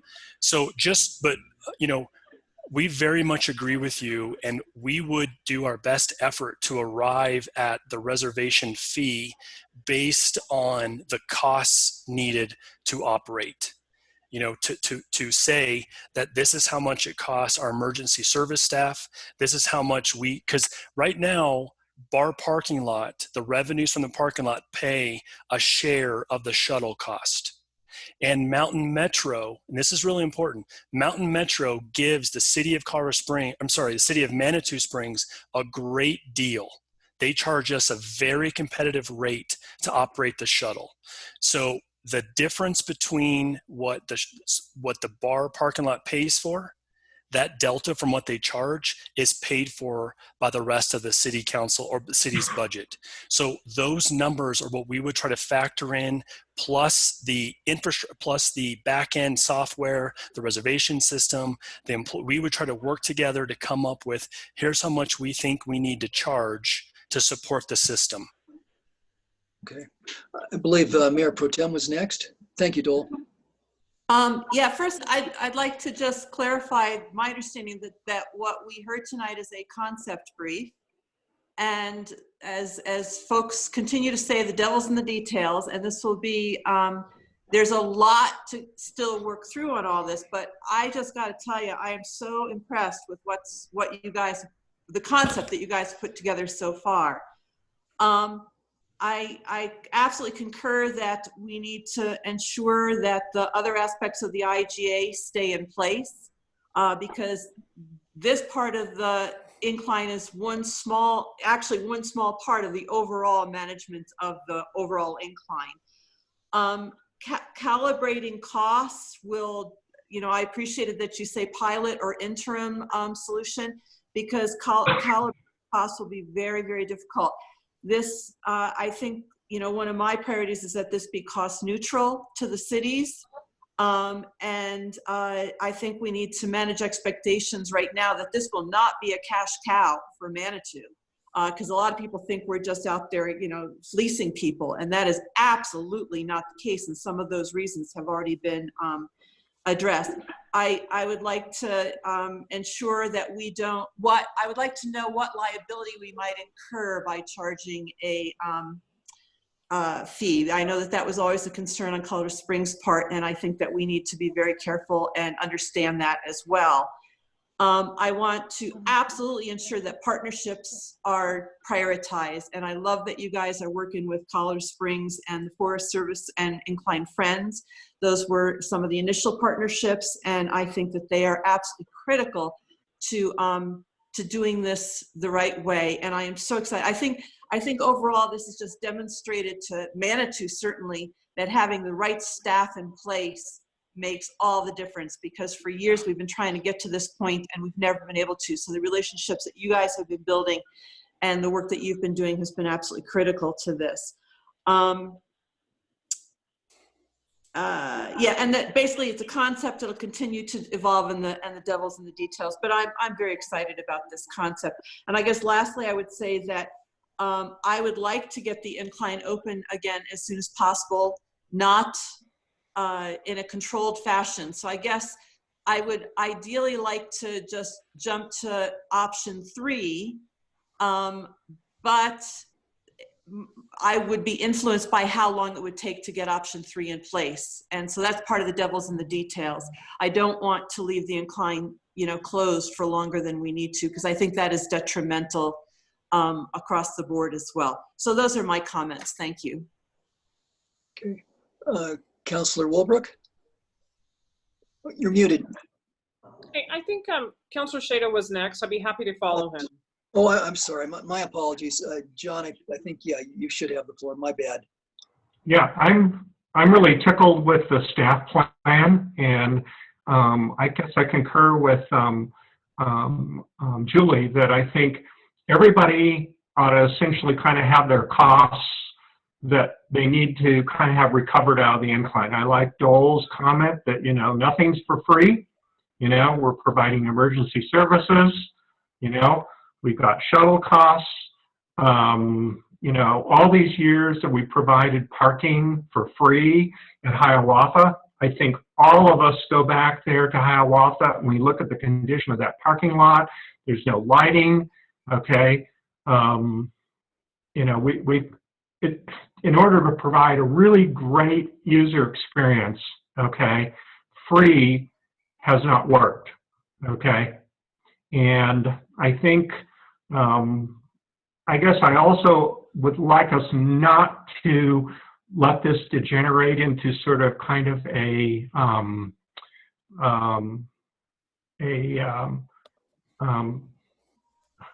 I'd like to see one fee that kind of covers everything. So in other words, that you don't have this opportunity of sort of kind of, oh, well, I'm going to pay for parking here, I'm going to pay for the shuttle here, and the whole 9 yards. I think we need to have one set of expectations. You make a reservation, you show up at this location, you park at this location, okay? And that way, I think we can start to achieve some traffic and some parking control on Ruxton that I think we desperately need. And, one of the things that I liked about in the slides that Dole was talking about was that, the Ruxton corridor, what, those residents do deserve some peace of mind, okay? And I think this is our ticket to getting that done. And I agree with Nancy. I would like to see the incline kind of open, as safe as possible, given the health issues. But I also think that, we can put, I think I'd like to pick number 3 because I think it's achievable, like the middle of the summer. And even if it's not a perfect kind of picture, I think we can kind of put something together and we can learn a lot from it. Great. Thank you, Mr. Shada. Councillor Wolbrook? Thanks. I would like to echo first of all, the thanks to the team that worked on this, Dole, Roy, Megan, everybody who contributed to it. It's just amazing. It's not perfect. It's not done. I get all that, but it's such progress. And to have a concept to start with and work on, I'm very grateful. And I know that overall, whether or not citizens agree with this totally, I know that they're grateful that we're at the point that we're at. And I do want to ask a couple of questions. And I have, what I'd really like to do is, I don't want to repeat what everybody else has said, but I'd like to talk a little bit about the council correspondence that's come in related to this matter and tie it to what you've presented. I had a little chuckle when Roy said these are athletes. Because I used to do the incline like 4 times a week. I don't think anybody would ever call me an athlete, but I'm going to run down to Twin Bears and get a shirt that says athlete. I'm going to wear it. Because a lot of people do it for mental health reasons. And there were several people who reached out to us on council email, and I don't know if staff got that. And it's a big part of of doing the incline is, for a lot of people, it's a mental challenge as well as a physical challenge. And I don't want to lose sight of that. It's just not something we talk about very much, but it really is. I'm going to say two things that aren't necessarily, they're things that have been brought forward to me by people in my ward or through council correspondence. A strong number of people, and again, this is concept, but I'm going to throw it out there. Residents would be free to do the incline if you live in Manitou Springs. That doesn't mean you wouldn't have to make a reservation. You still would. They might pay an administrative fee to get your lanyard or your badge or whatever it is, so that it doesn't cost any money, cost our system any money to get that. So as a resident, that would be a benefit to being here, although you would still have to follow the rules. I really like that personally. But a lot of people over the years have talked to me about that. If a fee were to come in place, they want that. So I'm going to throw that out there because I got some council correspondence on that related to this topic. And, you know, there's also been a lot of people who like the residential parking only on Ruxton right now. And I know you guys are thinking about the big picture, and we've done that for COVID. And I don't know what the answer is for the, you know, for some of those businesses that are a little higher up, how they're going to handle that. But I got a lot of correspondence that said, hey, this residence only on Ruxton, we really love this, and taking the shuttle up, or whatever. And I just wanted to say those were the kind of many of the keys that I got from the things that people sent to me that I wanted to make sure I mentioned as part of this presentation. And I don't know if you can answer this question or not, because I'm leaning with option 3 too, and just get started on moving forward with this type of system. But has Colorado Springs given any indication in terms of where their support lays with these options? I mean, I'm not saying that it's all about them. That's not what I'm trying to say. What I'm trying to say is I'm just curious if they've given any inclination about where they are with this white paper. If you can do that briefly, or if you want to come back and tell me when we talk about this next time, that's fine too. But I did have a curiosity about that. And then my last thing is that a lot of accidents do happen on the Bar Trail. I don't do the incline anymore, but I see a lot of people fall on the Bar Trail. And so I think that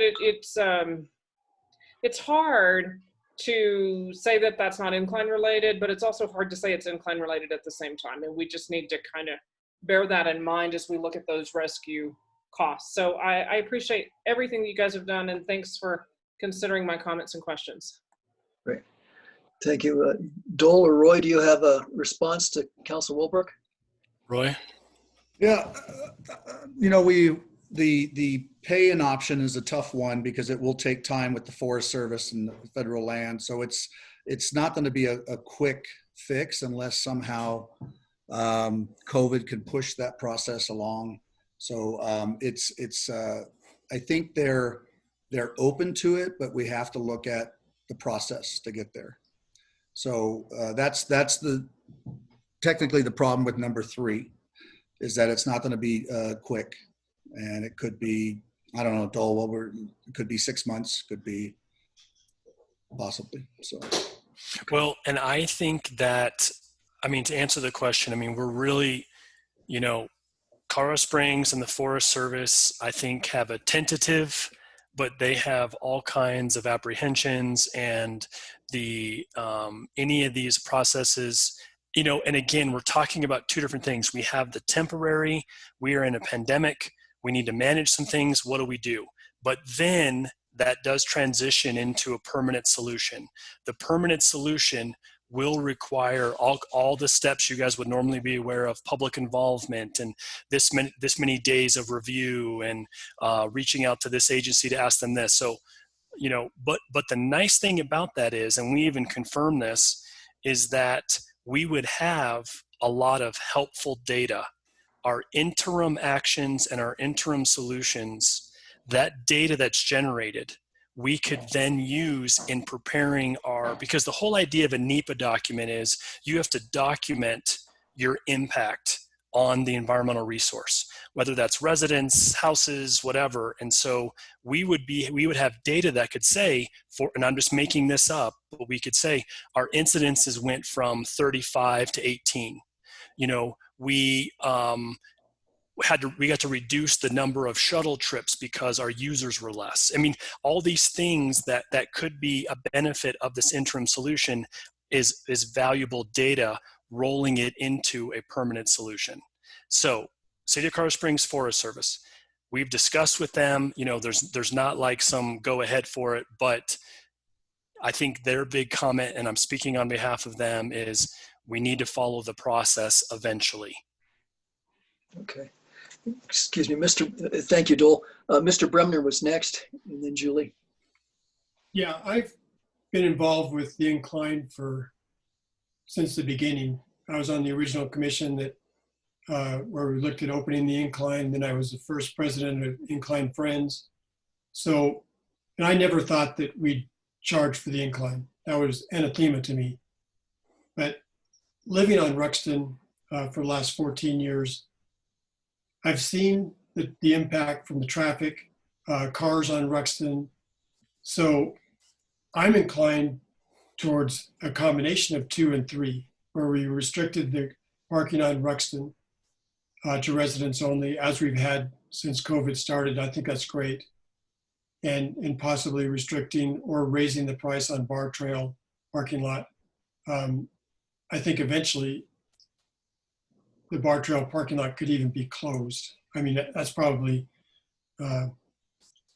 pretty controversial right now, but just to get the cars off of Ruxton, I think that's very important. I think we also need to, looking forward, negotiate with the COG as far as the traffic from the COG once that opens up, because that's going to cause quite an impact as well. Too late. Okay. So I'd look at a combination of 2 and 3. Okay. Thank you, Steve. Councilor Wolf? Oh, thank you. This is just more of a detail that might be helpful for our city attorney to talk to either all of us or to Dole and Roy about is Jeff Parker told me one time that he thought, and I hope I'm paraphrasing this correctly, he thought it made a lot of sense for us to have a mandatory parking fee for anyone outside of Manitou coming to Manitou to use the Incline, and we can always charge for parking without permission from the Forest Service. And if that parking fee for an Incline user is $12 and maybe everyone else pays $10, I'm just making up some numbers here, and that $12, you know, gives them, that's part of their reservation. Then we don't get all messy with getting permission from the Forest Service for charging for use of the Incline.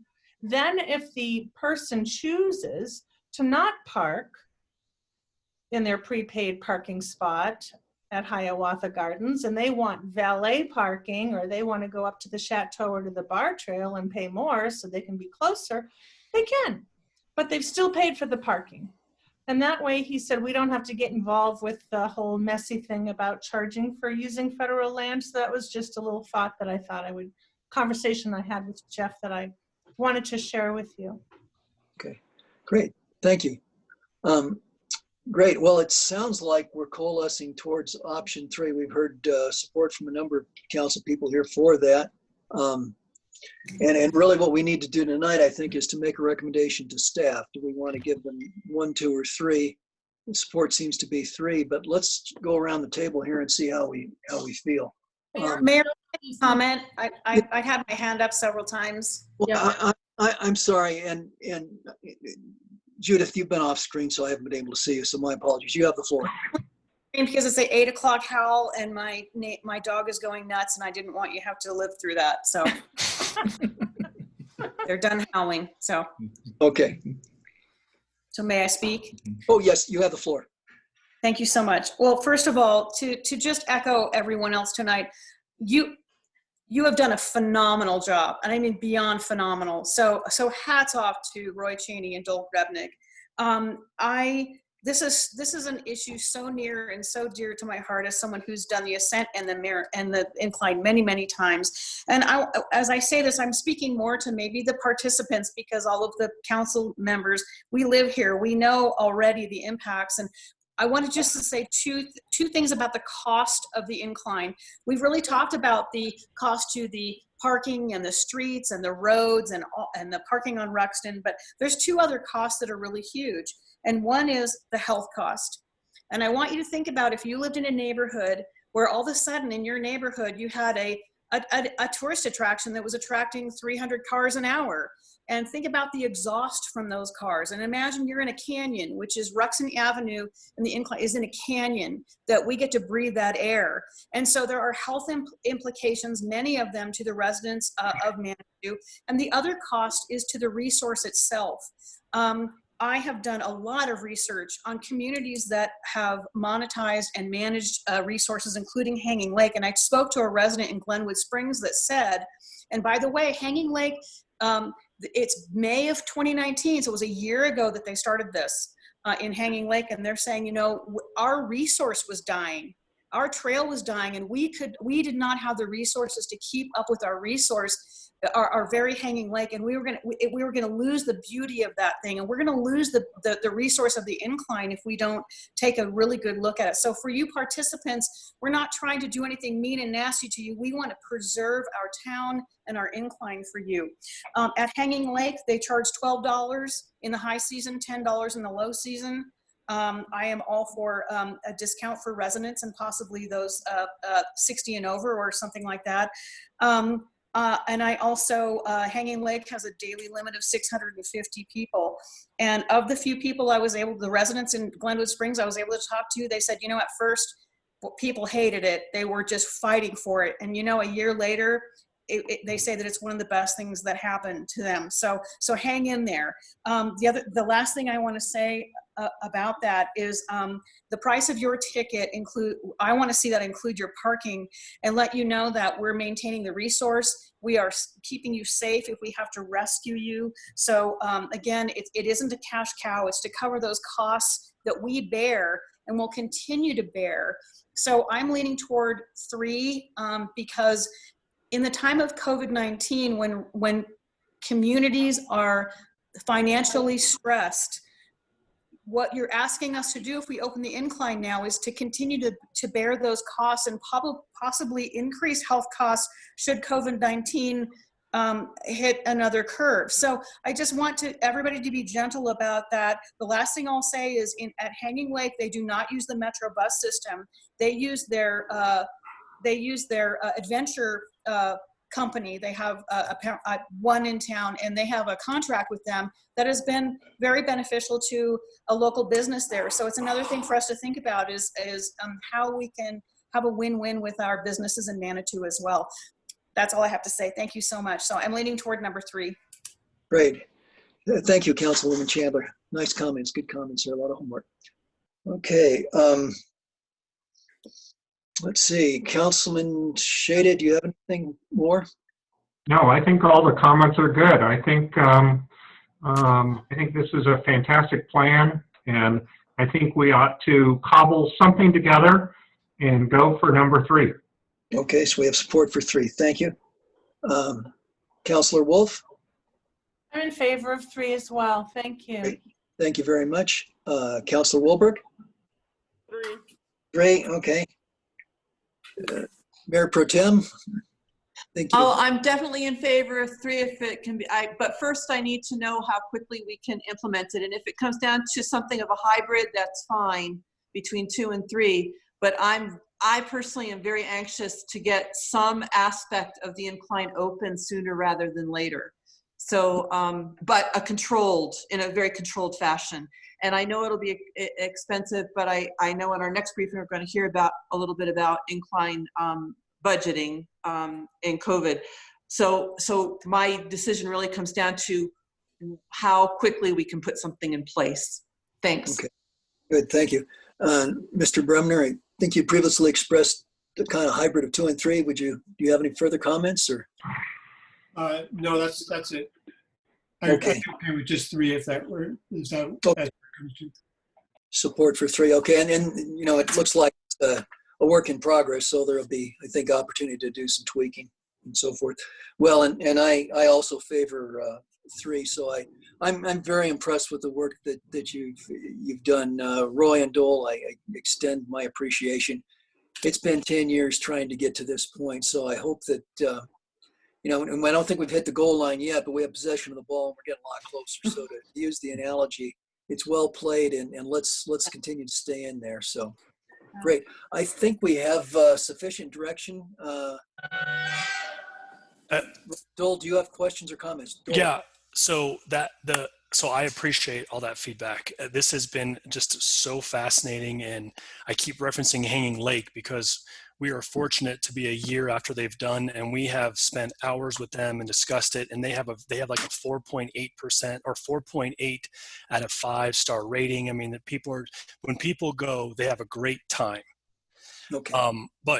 So the question is like, how quickly can we move going forward? And I think we needed to hear your guys' affirmation today, and then let Roy and me and let us chat with the City of Colorado Springs and the Forest Service and figure out what's reasonable in a short duration. Because, I mean, honestly, I'm just so excited about this. I just want to get this thing going. Like I'm going to be at the ticket booth somewhere, like beeping tags someday eventually. So we would be happy to loop back in with you guys on a certain frequency and kind of say, here's what we're thinking, here's the feedback we're getting from the City of Colorado Springs, here's the, you know, fortunately and unfortunately, the pandemic has opened certain doors and allowed certain things to happen now that would not normally have allowed to be happening. So we'll use that, and we'll go from there. Okay, great. All right. Well, I think we've satisfied Peter that. Graham, can we take a break? Yeah, I was going to suggest we take a break. Yeah, so let's, it's at 8:15. Let's take a 10-minute break and we'll come back. Thanks for your comments. I appreciate it very much. Thank you all. Phenomenal. Thank you. Yeah.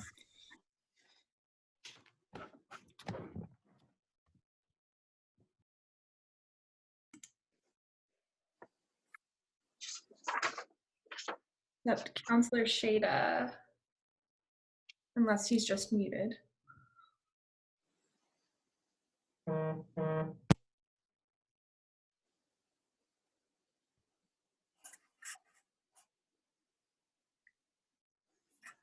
it looks like everyone, I just don't have confirmation from Counselor Shada that he's back. Okay.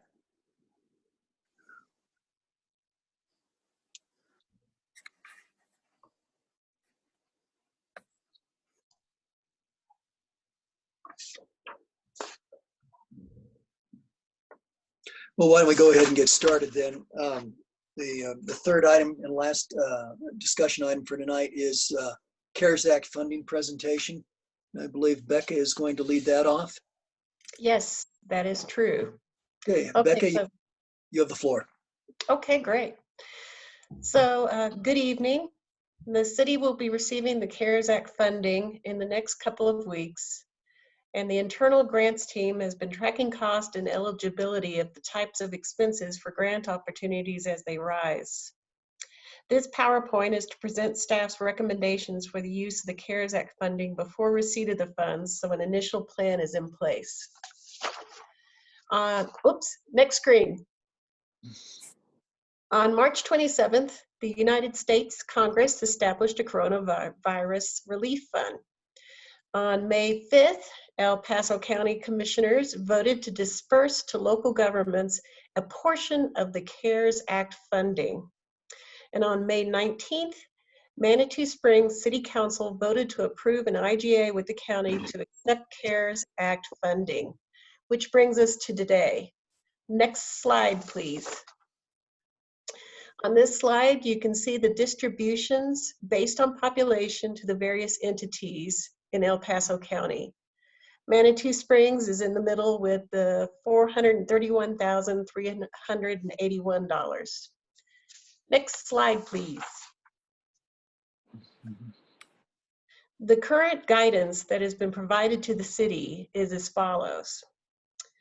Payments from the fund may only be used to cover costs that are necessary expenditures incurred due to the public health emergency with respect to COVID-19, but it cannot offset lost revenue. Costs that were not accounted for in the budget most recently approved as of March 27, 2020, and costs that were incurred during the period that begins on March 1st, 2020 and ends on December 30th, 2020.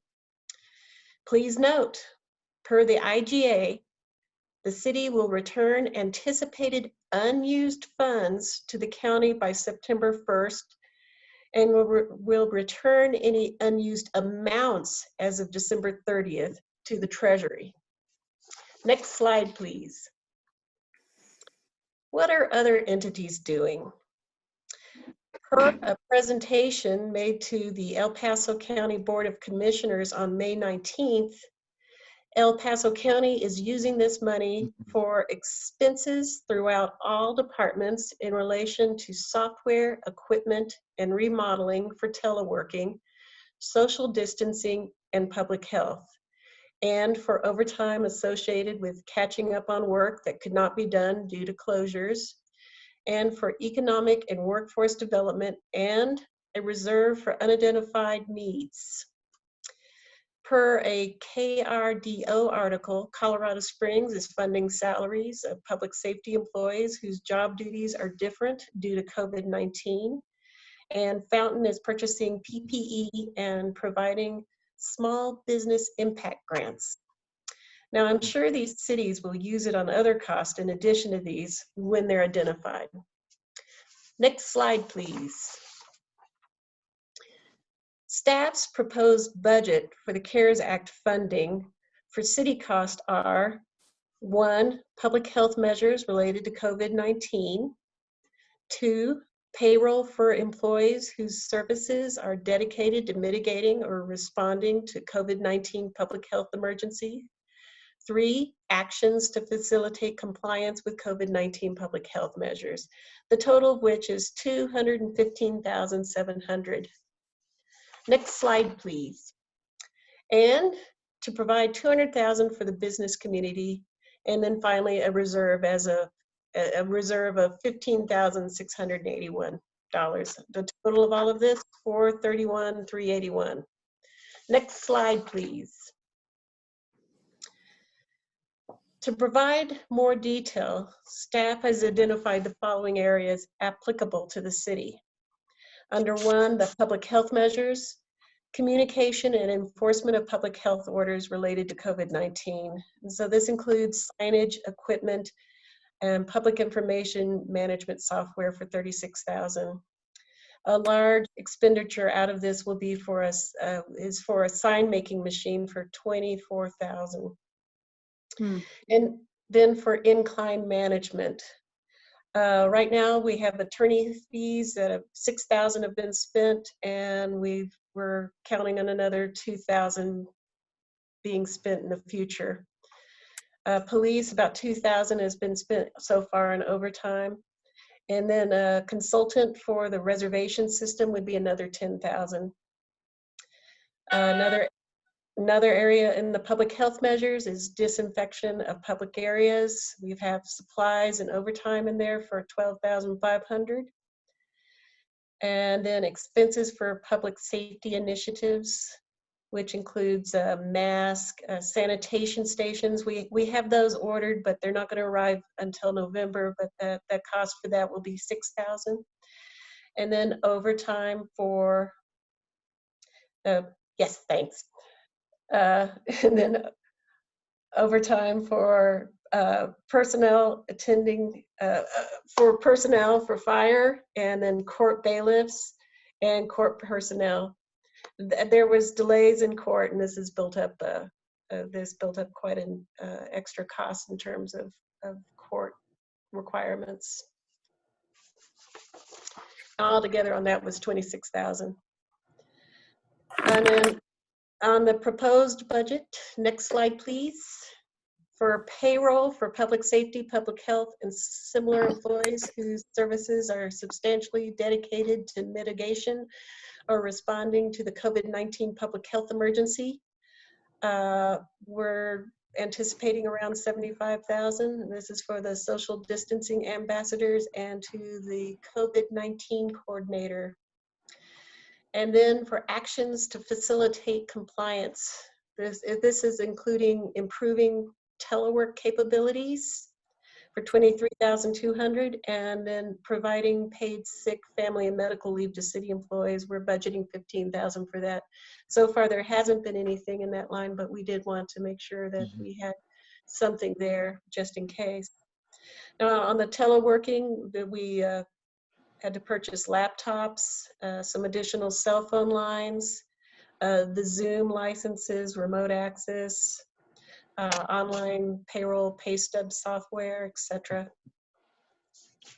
Next slide, please. And then finally, we've got, as mentioned before, providing support to the local business community. And this would be through a Chamber of Commerce grant program to distribute funds to local small businesses to reimburse costs incurred during business interruptions caused by the required closures. This would be like for rent, utilities, payroll. We're looking at 200,000. Once again, remember, this cannot be used for lost revenues. Now, other cities are also providing support for their business communities. There's Superior, Glendale, Gunnison, Wheat Ridge, Breckenridge, and Aspen are just to name a few. And then finally, we want to put aside some money for a reserve for unidentified needs. So we're looking at about $15,681 to finish up the amount of money that we're being given. Next slide, please.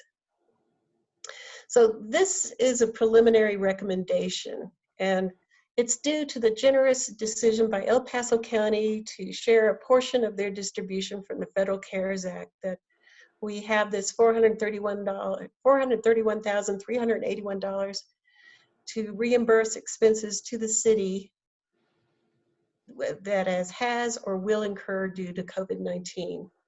We're looking at $231,381 for city needs, and then the additional 200 that could be used to provide economic support to the city's small businesses. So this is, like I said, just a preliminary recommendation, and there may be have to be some reallocations as we proceed due to changes in circumstances. But this is our thought at the time. So thank you. And are there any questions? Do we have questions for Councilor Wolf and then Bremer? Oh, thank you. So are some of these dollars then actually for advertising? Nope, to try and get people back to Manitou, or that's not really part of the priorities that we're allowed to use the money for? Well, we could look into that, but that wasn't specifically mentioned. What we were talking about in terms of signage was for, all the signs about washing your hands and Incline is closed. So there's not any money right now defined to be used for advertising, but it's a good thought. We could see if that Thank you. done. Thank you. Can I add something to that? That could happen. We'd have to go back to make sure it hits those guidelines. And if the chamber, I just got something that I'll be sending to you. If the chamber says we need this amount of money to really help with that, that could be out of that 200,000, and they would come back to you and say, out of this, we think we'd like to use this much, but we got to make sure that it falls under that CARES Act and that it falls under all that criteria. Okay, good. Thank you. Mr. Bremner, do you have a question? Yeah, what I got out of this is that there's a time limit on when we have to spend it. I think it's by September, and otherwise it has to go back to the El Paso County or to the Treasury ultimately. So my question is, the $200,000 for businesses, how can that be spent for the businesses? Actually, it doesn't have to be spent by September 1st. It just has to be planned. It has to be spent by December 30th. So, and I've already been in talks with Leslie and provided her with a grant program, very simple outlined grant program that Gunnison used. And I think since we're getting the money probably around May 29th, and then we hand it over to them, that they could then get this up and running pretty darn quick. Okay, so I guess that's my concern, to make sure that we do spend the money rather than let it go back to the Treasury. Definitely, definitely. We have until December 30th. Councillor Wolf, do you have a question? Yeah, sorry, it's just following up on Denise's statement then. So if it is possible to apply some of that money allocated to the chamber for advertising, I just briefly mentioned this idea to the mayor over the weekend. I just like the idea of possibly sending Alex over there, our information officer, to see if he could assist with some social media type of advertising online instead of just using the money the way the chamber usually does. Oh, this money could only be used for the grant program. It's spelled out pretty specifically in the guidelines that it could be used for small businesses to help with their costs they incurred while they were closed. So, oh, I misunderstood Denise's comment in that case. I thought Denise was saying it's possible that that could be part of the money. So, well, it must could have possibly be. misunderstood what Denise said. Oh, well, I expressed myself poorly. Some of that 200,000 could be used potentially towards advertising, but we'd have to look and see if that falls.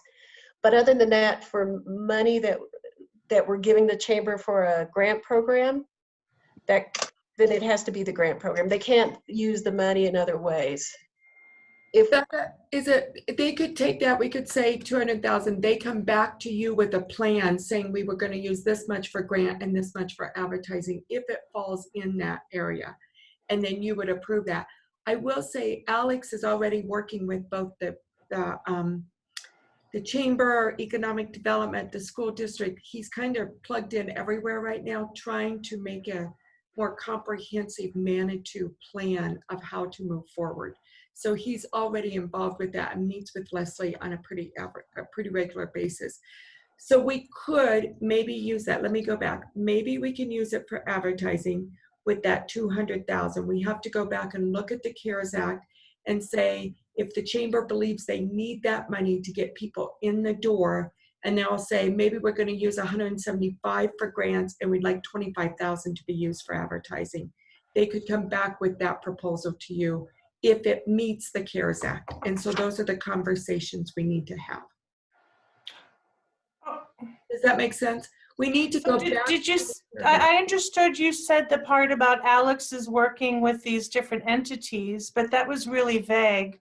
Is he involved at all in advertising, or is he just doing social media posts and blogs? Right, pretty much. So my proposal is different, and I don't need to discuss it further, but what I was trying to say is that instead of advertising in the Association of Retired Persons, AARP, and the AAA, both of which I get as a senior citizen, the AAA brochure and you know, and these sort of old-fashioned printed brochure for older people like me. I would love to see some advertising dollars spent, if it's within our budget at all, on something that is more social media oriented, you know, where younger people on the internet might see an ad and think, wow, I'd love to go to Manitou for the weekend. That sounds fabulous, you know, instead of just some old person brochure that comes through the US mail. That's all. I just thought he'd be good at that. Okay, great, thank you. Mayor Pro Tem, did I see you raise your hand? Just, yeah, I appreciate that he's been working with a lot of people and doing a lot of work in the communication arena. I believe that we cannot use these dollars for anything that's already budgeted, and it's my understanding that the chamber already has a budget line, which they probably had to cut for a social media specialist. I know in the past years they've had a social media person down there.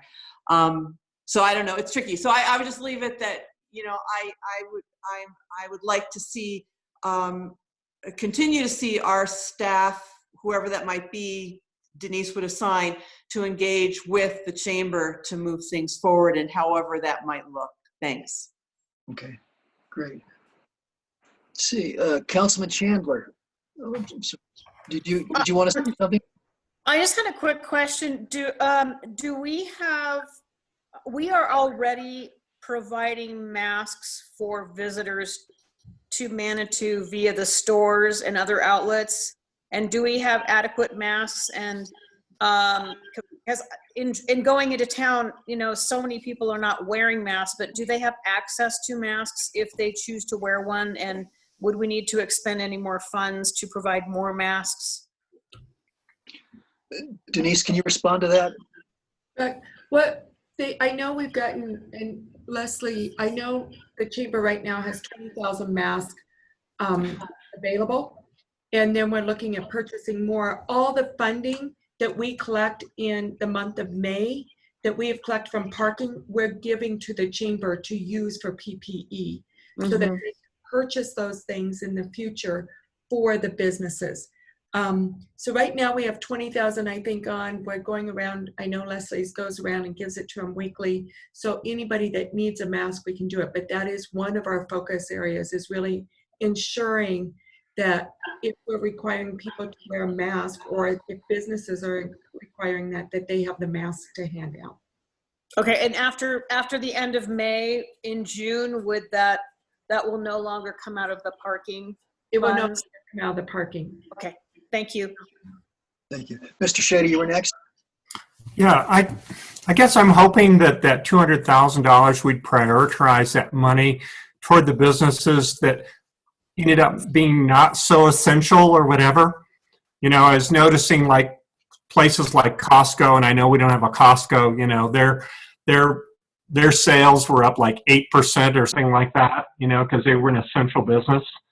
And it just seems like to me, an awful lot of our small businesses that weren't classified as essential or whatever, I think those businesses really need to be prioritized to get some assistance. I think if you were able to kind of run a gas station or whatever, you know, I think that ought to be at the bottom of the list. You know, you had some hand wipes at the pumps that you provided, and you kind of kept going. You know, there's an awful lot of our small businesses that were really hit because they just weren't essential. And I hope we really prioritize, you know, our assistance to those people, so that when we get over this, you know, that they're maybe still in business. Right, this is supposed to be specifically linked to costs due to closures. So if you're an essential business, you were open, right? So you wouldn't be eligible. Right. But, you know, some of those ones are kind of marginal, you know what I mean? You could kind of do walk-ups and those kinds of things, you know what I mean? I'm trying to figure out, was there sort of a gray area with this or not? You know? Well, there is a thought about, since restaurants could have people come up and buy food, then in a way they weren't closed, but their dining rooms were closed. Exactly. So I would think they could be reimbursed for like the food they had to throw away. Right. Yeah, possibly, things like that. And I guess the other thing too is I'd be also interested if there were businesses that could have been open, but because of maybe their size or particular health condition, that meant that they couldn't be exposed. Maybe that would be a possibility too. I'm just trying to figure out, you know, how we kind of prioritize this kind of thing so that, you know, we're giving it in a way that we're kind of preserving kind of our business infrastructure in hopes that, you know, a year from now that, you know, we don't have a whole bunch of vacancies and a whole bunch of people that, you know, that we lose. Yeah, no one wants to see that. Right. The way that is, we would say Chamber, here's what we're recommending. They go look at all the things, because there are about 20 cities around Colorado that have done granting, if not more, and they have different options and different weighting. They would put that together, bring it back to you for approval, and then they would start the process from there and start the application. Sounds good, Denise. Thank you. Okay. Councilor Wilbrook, did you have a question? I have a comment. Okay. One of the things that I can't recall that we saw this when the chamber gave us their presentation earlier in the year prior to COVID, but they do spend money on digital ads. Mm-hmm. And I think because we haven't maybe seen that budget, we don't understand that. And I think that it would be nice, it's a good time for us to better understand how the chamber spends that money. We're not just singling them out, it's just we are looking at this for everyone. But I think as council, since that money that they get for promotion of the city is awarded to them through the council process and through the budget process, we need to better understand that. And I don't really think we got that breakdown at the last presentation that they gave us, but I think it's important, and maybe through staff, if council were to agree, we could get that budget breakdown and better understand how much they are spending on digital ads and things like, public radio up in Denver, which might draw a different demographic than AARP or AAA. But when we don't get that information, we don't know, right? And that's the problem. And that to me has always been, I always see that as a risk, because then we make assumptions and we don't know. So that's just, I'd like to just add that in there as something that would help us going forward to better assess the direction and the recommendations that we might want to make about advertising and promotion and business relief. It'd be good to know that. Just know those numbers. Thank you. Okay, great. Thank you. Thank you. Councilor Wolf, did you have a comment? Oh, actually, Susan covered it. I wanted to follow up and say that I'm just making my assumptions about how the chamber uses their money based on the advertising that comes across my personal life on Manitou seems to be in my senior. I've never seen it on Facebook. I've never seen it on my social media. So I was just going to say if we could have a future work session sometime to learn more about how the chamber spends our money and the decisions they make. But so I just concur with Susan's suggestion. Okay, great. Thank you. Mayor Pro Tem. Yeah, I just wanted to, understand, and I don't need it tonight, but how Manitou fits in with the state tourism office saying, don't come to Colorado. So I would just throw that out there as well, that's who would ever thought, so. Yeah. Really? They did retract, this is Susan, they did retract that campaign this past, in the past few days, but it was unbelievable and it was all over my social media. I couldn't believe it every time I saw it, but that's a different topic. Thank you. Hard to believe, yeah. Okay, so the recommended action is that we're to, after the presentation, give direction to staff. If we don't have further discussion, I think it sounds like we're reasonably content with the proposal that city staff has made. Do we have any further discussion? Then I think it seems to me like we're all pretty much in harmony with the proposal here, and we would ask that the city goes forward with that. So we'll contact the chamber and then they'll come back with you with a plan and also their information. So we'll work on that to get that scheduled. Great, thank you. Then I think that concludes that piece of business. We're now ready to go into council correspondence. So do we have anyone who'd like to start off? Mayor Pro Tem? Sure, I'll start. Couple things. I went to the Fountain Creek Watershed District meeting last week and presented them with the question on how that organization should engage on the Colorado Water Conservation Board hazard and risk mapping that we addressed last week. So they have not gotten back with me yet, but I sent them the information on that. They all looked at me, blankly when I brought it up, which I find astounding that they were not familiar with that initiative. Secondly, I went to the Housing Advisory Board meeting last week, and great group, really smart, competent group of people on that board, very impressive. And they are primarily talked about working through a way to do rental licenses for rentals, permanent rentals in buildings that have under 4 rental units in it, which are currently not licensed at this point, and coming up with habitability standards and a checklist for that, so that people living in Manitou truly do have habitable residences. And lastly, a constituent suggested, and I would have to agree, that it's for those of us who have iPads, we can only see 9 people at a time. And for me and this constituent, it's more valuable to have the council member's picture on there rather than Roy. Sorry, Roy, unless you're talking, or Denise. But anyway, so that's just a suggestion that I will throw out there. Thank you. Okay. Okay, thank you. Councilman Shada.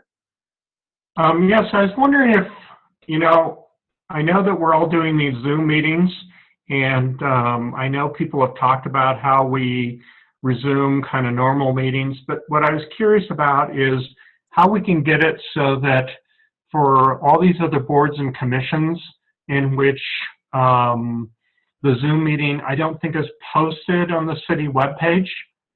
Is there a way we can figure out how that can kind of be posted so that maybe there's a way they can go check and see where the Zoom meeting is a half hour beforehand so that they can continue to take part in it?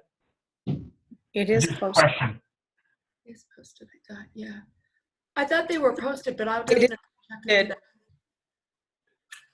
I kind of went out and kind of acted like, for instance, this morning at, 8 o'clock, like I wanted to, join the transportation parking board meeting. I couldn't find anything like that. Okay. Where would that be? That's what I'm trying to figure out. I've had a few phone calls. Amber, do you know where those were posted at? I'm sorry, I don't know. Do you? I don't post the board and commissions. Okay. Okay. So city council Roy does. is, but I think they're, after this morning, they're going to start posting them on each board's page, is what we came up with. Okay. The other thing that I guess I'd like to ask about is, I know that we were talking about how maybe there's a barrier to people not being able to participate in these Zoom meetings, and I was wondering, is there a way that we could set up, I don't know, maybe even borrow some equipment from the library that they're likely not using at this point, so that people, if they wanted to, could do social distancing and sit in different corners of City Hall and use a Zoom station or something if they don't have access to it. I'm just trying to make sure that, for as long as, I don't know how long this is all going to go on for, that we provide, that we really bend over backwards to make sure that there's as much access as possible to people participating. Even if they don't have the equipment, even if they don't have Wi-Fi and internet and that kind of stuff, if they were previously before able to come to City Hall, I don't know if that's possible. I'm just throwing that out. Yeah, and John, Mr. Cheney raised his hand there. I think he had a response. Okay. Roy, still germane? Yeah, just on the transportation and parking board meeting this morning, Alex, normally the PIO, is the one who posts the Zoom. And he posted the Zoom for the parking board meeting, and I believe he does it on the link, but some of those are hard to find. We got to find a better solution for people to find those. So we'll work on that. I guess I have one other suggestion. Is there a way that we can kind of utilize like the calendar that's on the city webpage, so that essentially, you find the calendar and then the calendar hyperlinks to the proper meeting with all the other kinds of things? I don't know. Is there a way that we can kind of utilize that? Just kind of infrastructure that we already have? That would be the easiest way because that's the first page down there and you find it. And if you can just click that, I agree. So I'll talk to Alex tomorrow Okay. and I think that'll be a great idea. So thank you. Okay, thanks.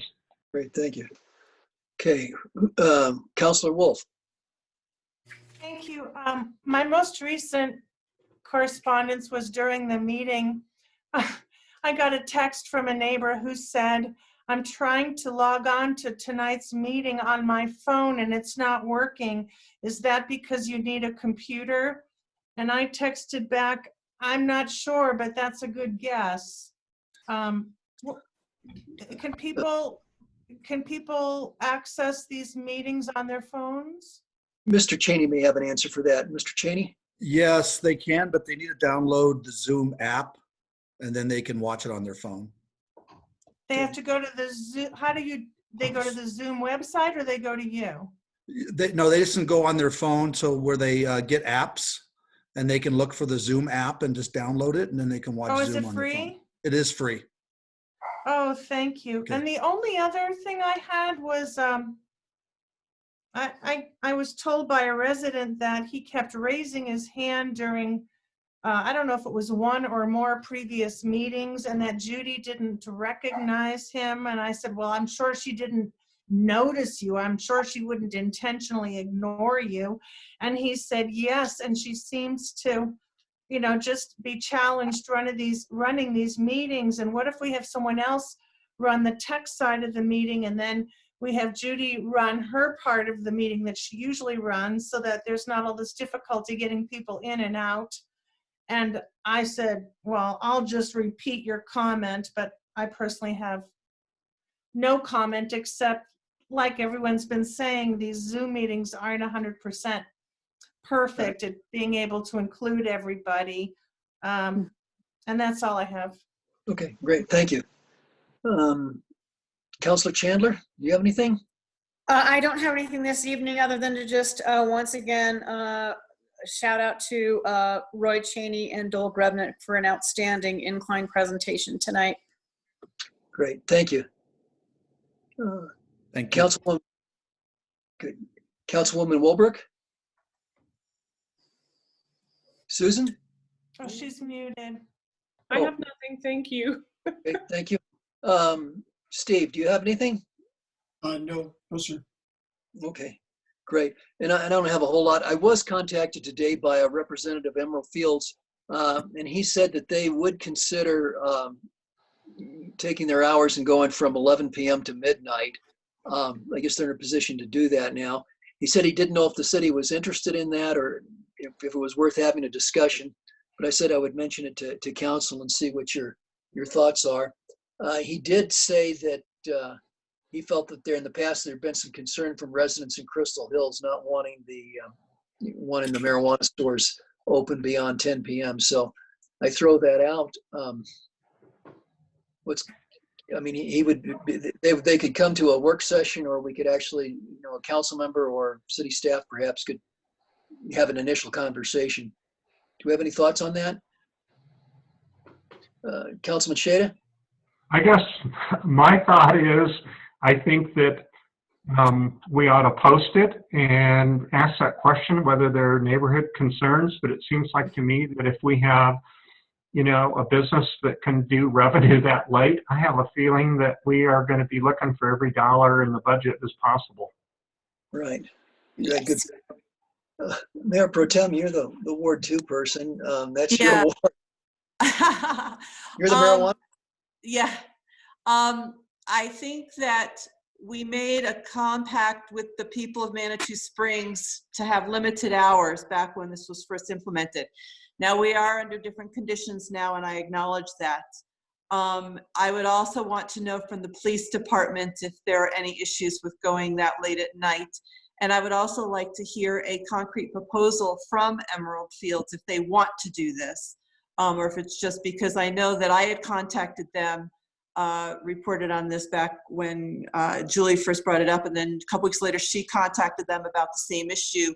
And for the most part, other than regulating them, I would prefer not to get into business models and have them come to us to ask us if they want to increase the hours and then have a hearing on it. Okay. Councilor Wolf? Oh, this is a question for Mayor Pro Tem. So it's my understanding that's exactly what they did, and they contacted the mayor. What do you want them to do differently? I interpreted the mayor's thing to say, because you and I had both contacted them, that they were potentially willing to do it, but I didn't hear that they wanted necessarily to do it. So I would definitely want them to come back to say that this is something that is their business model. I just don't think that we should, this is not an easy decision. Okay. And perhaps to clarify just a little bit, the sense I had was that they weren't overly excited about doing it, but felt that that maybe we needed the sales revenue, and so they were willing to talk about it. They'd gotten to a point where they felt they could do it if needed or if desirable. So. Yeah, just if I could, I know when I spoke with them, I presented it as, is this something you want to do? If you do, come and present it to us.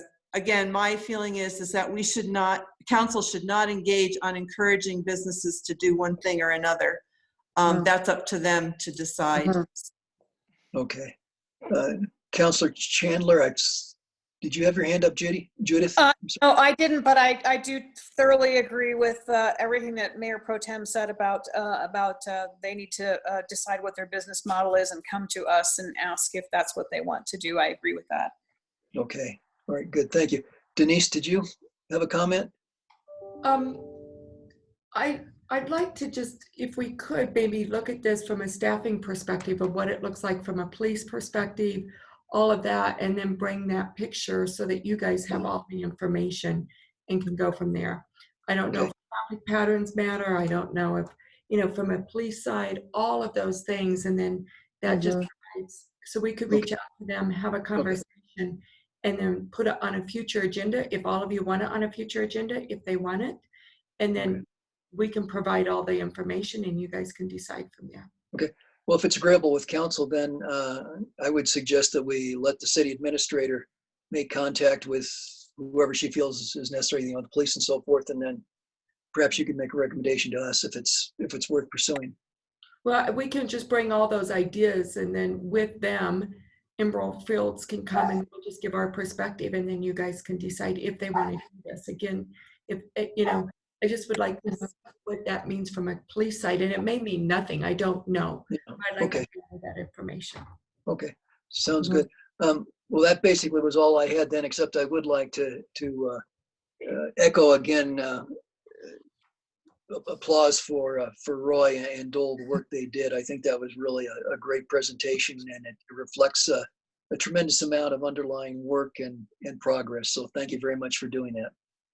And John, could I just give a shout out to the ambassadors up there? Because it's been amazing. I'm just, bowled over by how much the usage has reduced. I think that that's a big success story. And that's not an easy job for the ambassadors. So, and also, by the way, I saw on social media today that TOS and Friends of the Incline are looking to train ambassadors in the future on a volunteer basis. So I find that very encouraging as well.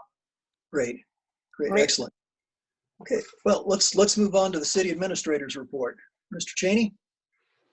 Yes, I was just going to mention the same thing that Mayor Pro Tem Nancy mentioned. The Incline Friends said they're starting a training program and are going to try to train 15 ambassadors, and they do like a year's worth of service. So that's exciting that we'll have some help out there coming soon. So that's all I have today. Thank you. Good.